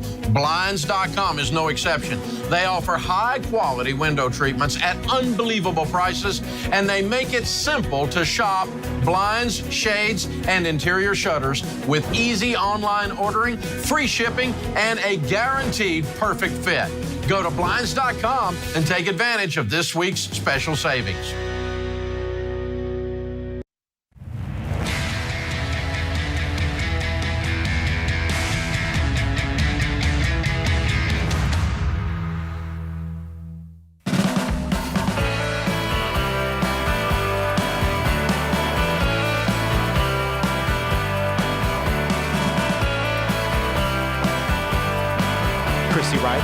Hill. Ramsey personalities taking over the Ramsey Show during this hour. And Ryan is in North Dakota, and he is kicking off this segment. Ryan, good afternoon. How can Christy and I help? Hi, guys. Thanks for taking my call. I guess I have a few questions.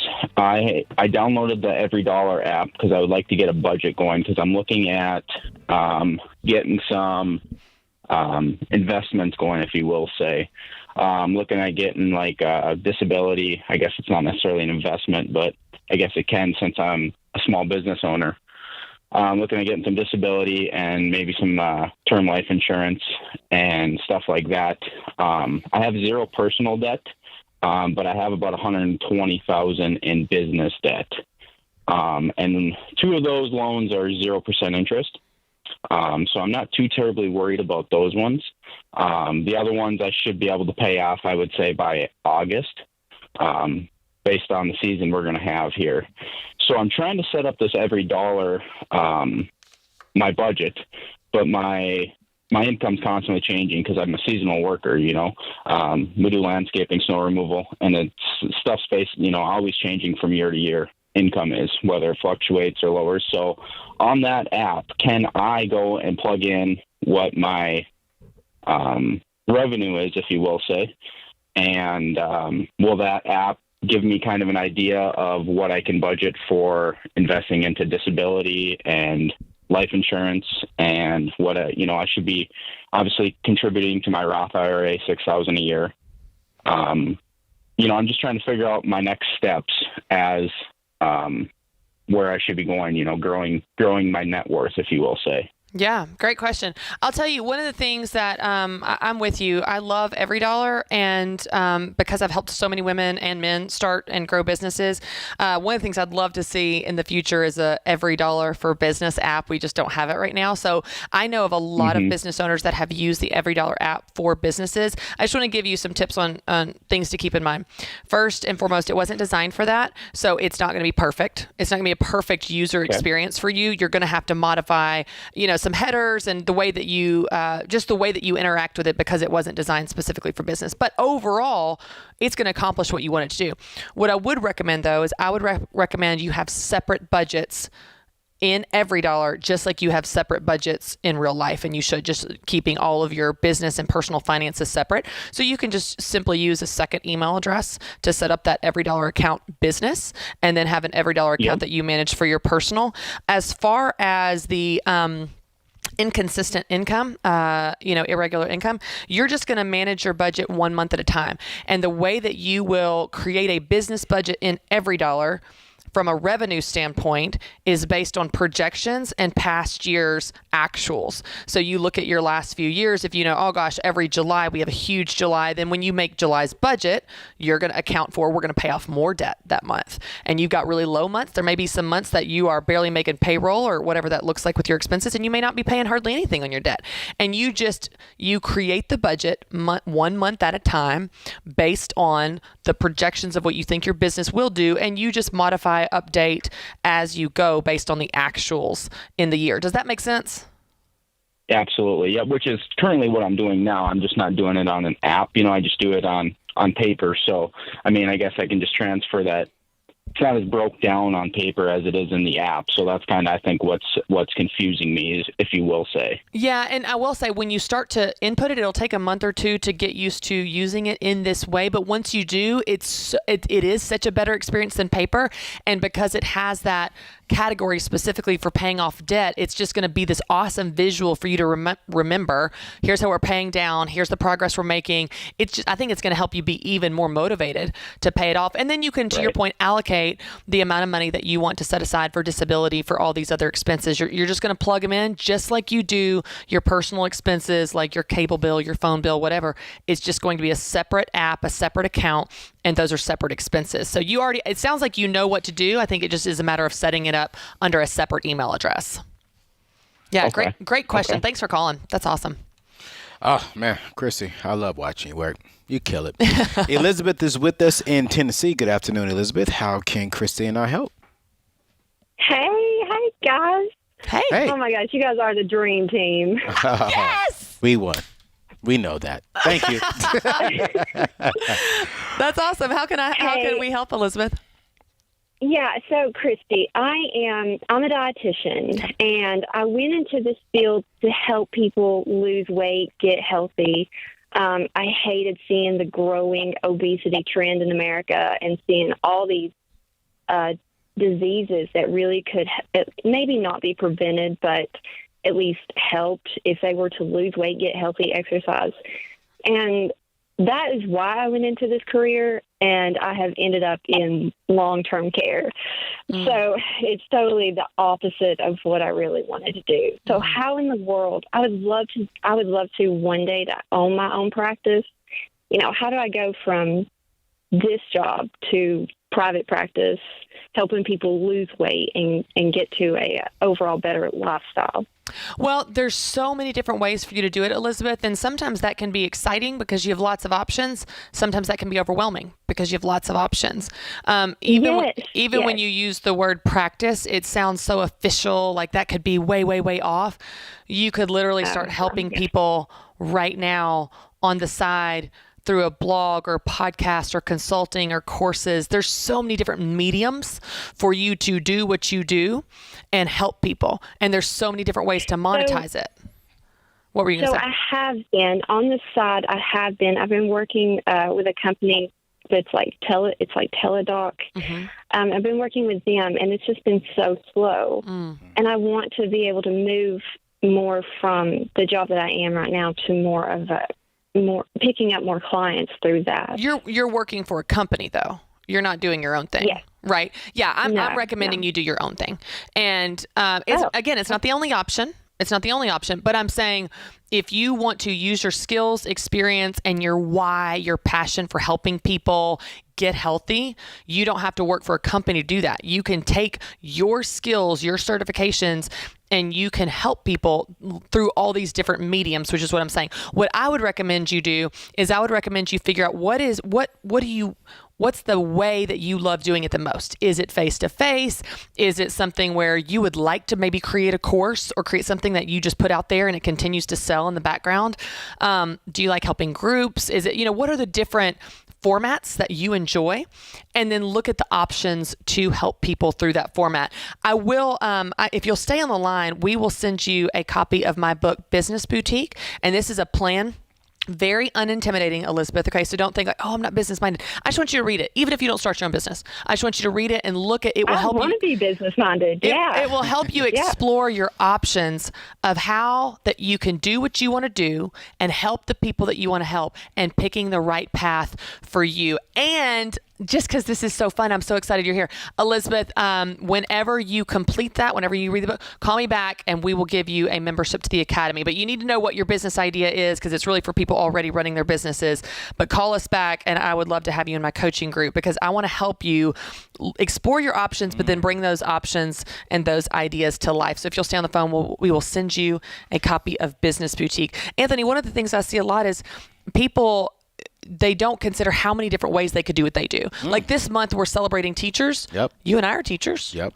Not in the traditional school sense, but that's what we teach. Yes. It's a different way to do it. Good. We teach through courses. We teach through shows. We teach through podcasts and so on. So there's so many different ways for you guys to do what you want to do. And if you're not happy in the way that you're doing it or the company you're working for, look at other ways to do what you love to do. Absolutely. Absolutely. I love how you just sold into her. I hope you understand, Elizabeth. She said once you do what you do, call her back, okay? So she can get you inside the Academy. So call her and look her up on Instagram at Christy B. Wright. Christy, you said. Yes, at Christy B. And Wright. tell her, remind her, hey, you said. That's right. Okay, call her out. Right. And if she don't do it, hit me up. I'll remind her. I would never. You watch it. This is The Ramsey Show.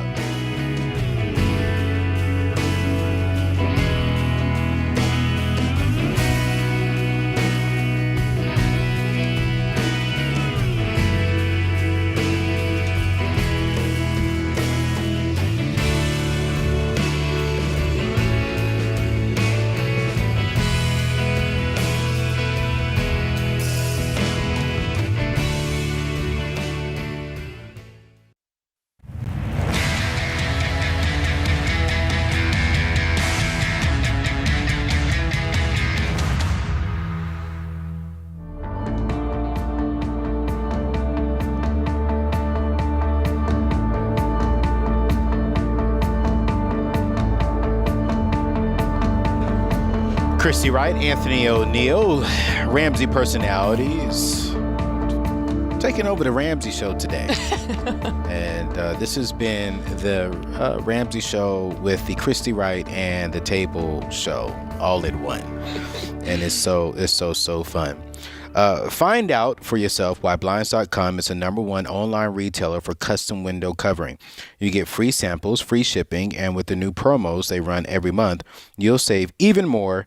Use promo code Ramsey to get the best deal. Rules and restrictions apply.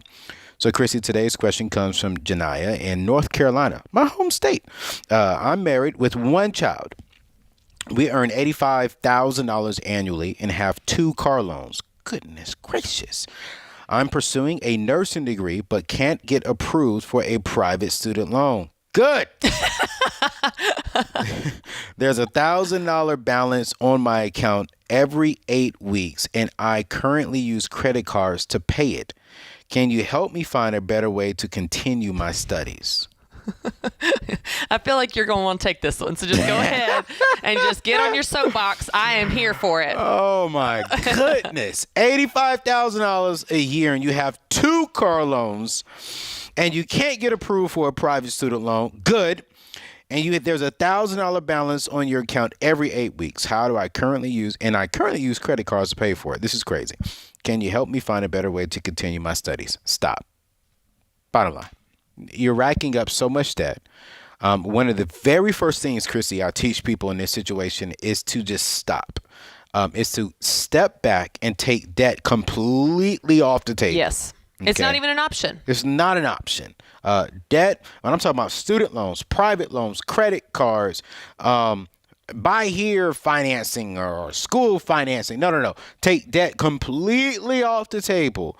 And what you do is it forces you to look at different options. That's right. And this means if you're making $85,000 annually, let me tell you the problem is you got 2 car loans. If you can get rid of those, you can pay $1,000 every 8 weeks. Right. You know, because I'm pretty sure your car notes by themselves was about $1,200 every month.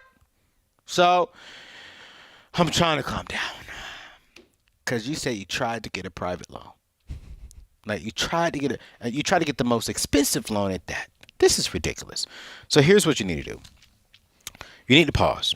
You need to step back and say, you know what? Hey, I'm not going to do this anymore. I'm not going to put myself into debt anymore. Take debt off of the table. You need to sit back and say, you know what? Hey, how do we fix this situation? Okay. You need to get these cars paid off. You need to get them out of your situation. That's going to free up some money right there for you to go to school, you know, and then also look at what are some different opportunities out there that can help pay for school. I want you to go into myscholarly.com. Go to myscholarly.com. They have a lot of nursing programs, a lot of nursing scholarships out there. Myscholarly.com. That will help you out. But take debt off of the table and start attacking these car loans. I would honestly sell them and go buy something cash so you can go to school. Yeah, just to acknowledge that what you've been doing has not been working for you. So let's do something different. Yeah. Digging yourself in a hole is not going to get you ahead. Digging further in a hole with a private loan is not going to help the situation. You've got to do something different. And I love how you say that, AO. Take debt off the table. You get creative and you come up with completely new ways to do what you want to do when it's not an option. When it's an option, you'll take it. It's the easy route. You sign your name, you get a credit card. It feels like free money. It's not the easy route. It's a different, longer type of hard. So we want you to have the discipline up front, to have the hard route of doing some research on how you can get scholarships and pay this debt off, and it will pay off in the long run. You've just got to do something different. This is not working for you. Yeah, and I feel y'all. I feel your heat. You're sitting here saying, Anthony, she needs to go to school and so she can make more money. No, she's drowning in debt. Well, Anthony, you're telling her to stop going to school, pay off her debt, then go back and pay cash for it. It's going to take her longer. Who cares? That's good. The average person, Christy, it takes them about 20 years to pay back their student loans. 20 years to pay back their student loans. There's 45 million student loan borrowers with $1.7 trillion in student loan debt. And y'all want me to sit here and tell this lady to be a part of that stat? No. This guy's shaking his head out there like, tell him, Anthony. I'm going to tell him. I get frustrated when I hear this. This is the only thing I got to do. I'm going to make more money. No, I interviewed and met with a dentist, Christy, a dentist with $900,000 in student loan debt. $900,000. What kind of dentist is he? He's a broke one. He's a miserable one. And no, stop. Step back. Get rid of these car loans. Stop applying for things. Take a year, 2 years to pay off this stuff. You all are making good money right now annually. And if it takes you 4 years to complete this program, I would rather see you work your behind off for 4 years than to struggle for the next 20. Yeah. Bottom line. That's good. Bottom line. That's good. Oh, man. Okay. We're going to go out to David and talk to him out in the beautiful state of Florida. Good afternoon, David. How can we help? Hey, guys. Thank you for taking my call. Yeah, sure. I recently, like 2 weeks ago, found out that I'm going to be a dad. Congratulations. Thank you. And for some reason, a video from Ramsey came up at some point, and I started looking into all this, and it caught my interest, and I just want to. I didn't know I was such a normal person. I thought I was doing good, but it turns out that I'm very normal.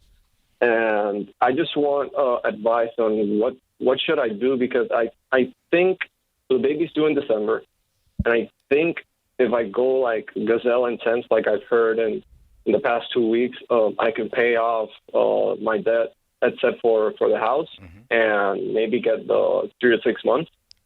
But I also want to do this in a healthy way for my wife. She's pregnant, so it's going to be an interesting time. So I just want to make it the right way. Yeah. I don't know if you have any advice for that. By when? I'm sorry, you said you could pay off all your debt and get your emergency fund by when? By December, by the time the baby's I can here. do it before the baby is born. Yeah. Well, first of all, congratulations on becoming a dad. And I'm so glad you're here. You're new to us. You stumbled upon the video, and 2 weeks in, you're calling in to get yourself prepared. So well done for calling. I'm so glad you're here. And I think you have a great plan. The one thing I would take into consideration is what kind of savings do you have right now? Do you have anything? Probably like 6,000. Okay. I don't have much, and in terms of debt, I have like $30K. Okay. Plus the house, but that's what I have. What's your income? Because if you can get it all paid off by December, you must be making some good income. I'm doing between me and my wife, $120,000 a year. Okay. Cool. Okay.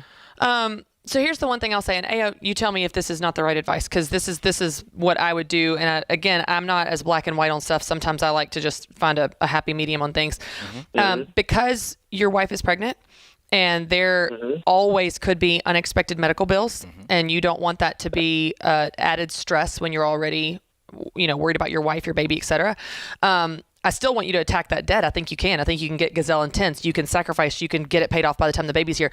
I just would not recommend you drop your savings down to $1,000 right now in the process. Like we normally tell people, that extra cushion could be necessary in your specific situation and season, that you've got a baby on the way, and baby, the whole pregnancy process can be expensive with doctors and that type of thing. And you just want a little bit more peace of mind if anything were to happen, that you've got that extra cash. That's what I would say. Ayo, I know we always say $1,000, but what you chime in, you're the real money guy. No, great advice, Christy. You're spot on. Real quick, Dave, before we go to break, man, how's your health insurance? Is it pretty good?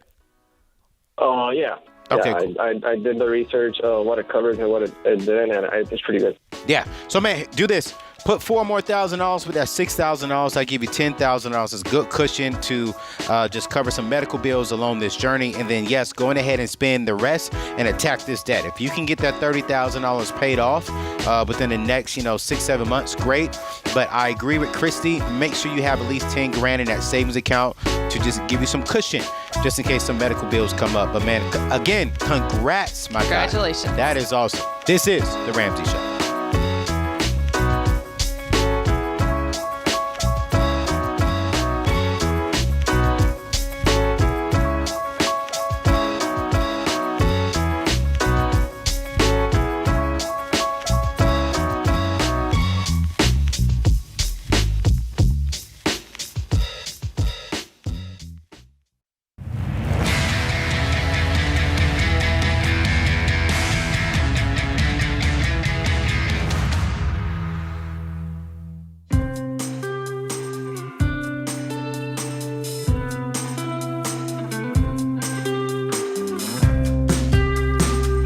Today's scripture comes from Psalms chapter 50, verse 15. Call upon me in the day of trouble.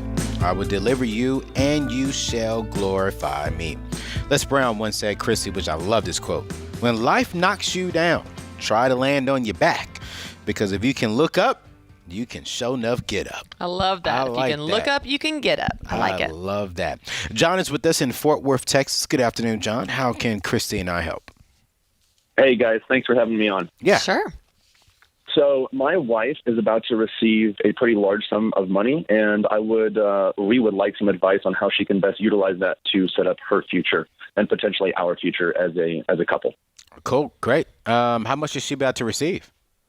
About $3.6 million. $3.6 million. Okay, John, you're not messing around. Okay. That's incredible. I mean, my. Where's she inheriting the money from, if you don't mind me asking?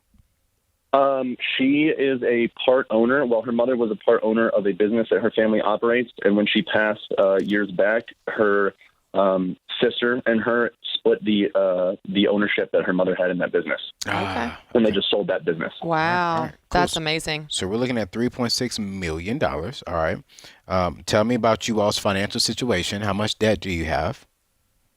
We just have a mortgage that has about $132,000 left. $132K left on it. Okay. And what's y'all's combined income a year? Our combined income before the dealership sold is about $300,000. $300,000. All right. Sounds good. And then let me ask you this question. But no, I don't need to know that question. I was going to ask you, what were some of the things that you all need? But I think right now, how old are you two? I'm 27. She's 24. Okay, cool. So here's what I'm going to recommend. Clearly, you're going to pay off the house when you get the $3.6 million. You're going to pay off the house. Mm-hmm. And even so, if y'all want to upgrade the house, I mean, I don't have a problem with that. But the key thing here is you need to get connected with one of our SmartVestor pros, okay? And you need to get connected with someone that's going to have a teachable spirit. Because right now, you all have the opportunity to really make some major moves. And there's only two things, I'm like Dave, that I only invest in. That's mutual funds and that's real estate. And so I'm getting with a SmartVestor Pro to see, okay, hey, how do we invest this money? What do we do? How do we make her mother proud of this because she left it for us? And then also, there's nothing wrong with spending a little bit of it. And so I would just definitely get with one of our SmartVestor pros to see, okay, how can we invest this? And then you and your wife sit down and talk about, okay, what do we want? Do we want to go get a bigger home for our future family? Is there something we want to do as a nice vacation? Do we want to invest into maybe a small business? I don't know. Do we want to invest into some real estate? Just really have a good conversation, but definitely get with one of our SmartVestor pros that would teach you and educate you on how to win with this money and to set you and your kids up to win. John, when is she going to get it? Should be within the next couple of weeks here.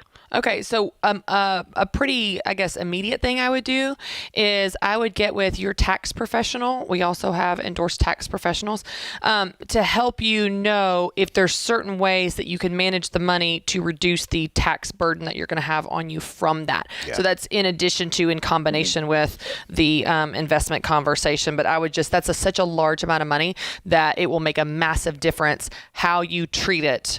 And the tax implication from that. So I would do that as well. But I mean, congratulations. That's amazing. And there's so many options for what you can do. And if you do it right, if you invest correctly, even in addition to, upgrading your house or anything you want to do with it like that, it will turn into a lot more than that. Yeah. Really fast. So that's incredible. You guys are in an awesome spot. Yeah, absolutely, Great. man. Thank you, guys. Hey, no problem at all. Just, when you get it, sit it. And just let it sit there for a little bit.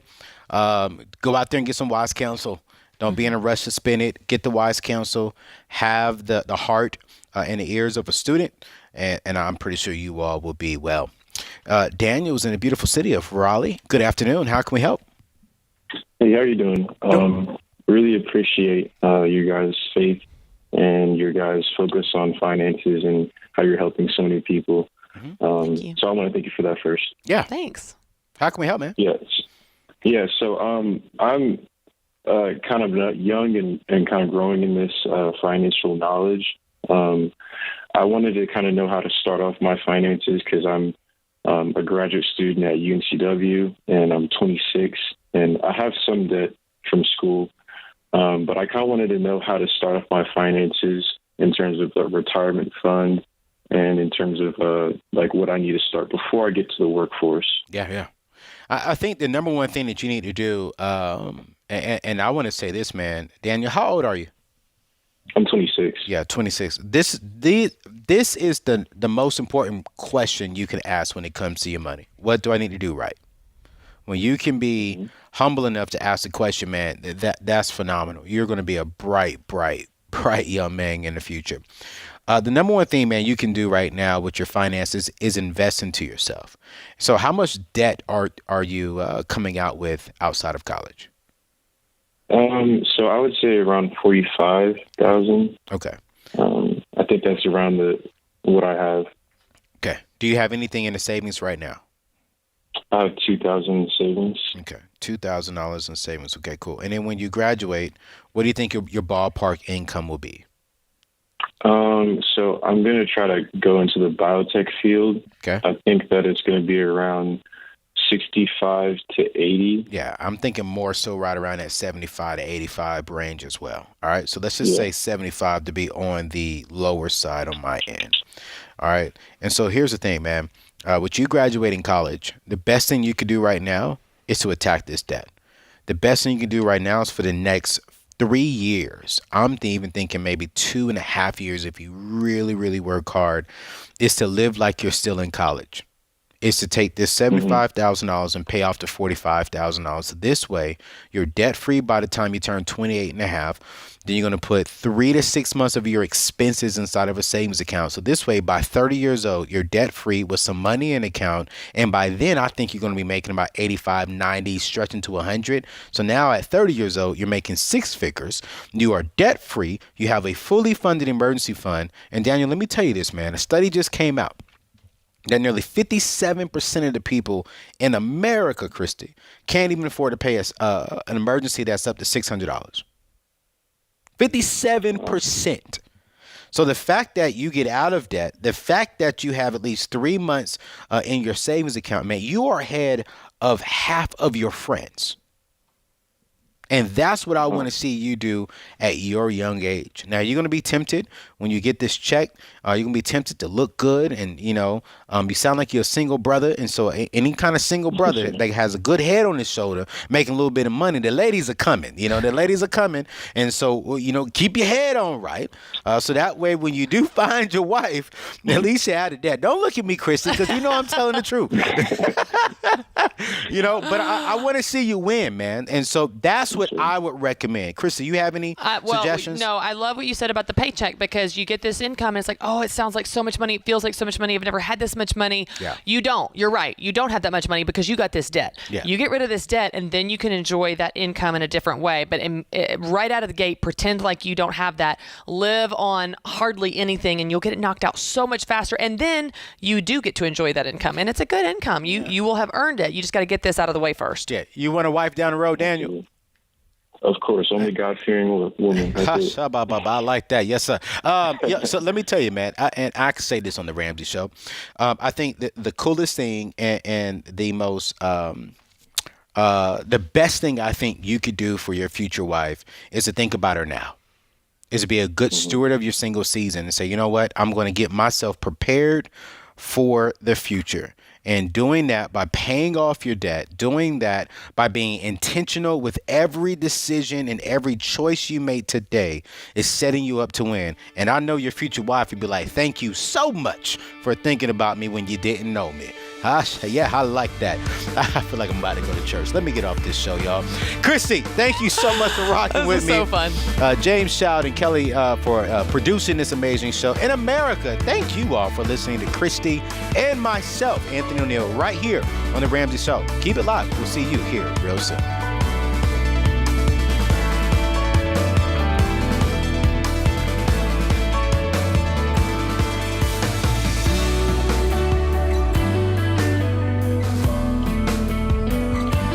have a friend or family member that needs a daily dose of Ramsey advice in their life? Let them know about the Ramsey Call of the Day podcast. It's a quick hit of advice about life and money in under 10 minutes. Check out the Ramsey Call of the Day podcast wherever you listen to podcasts.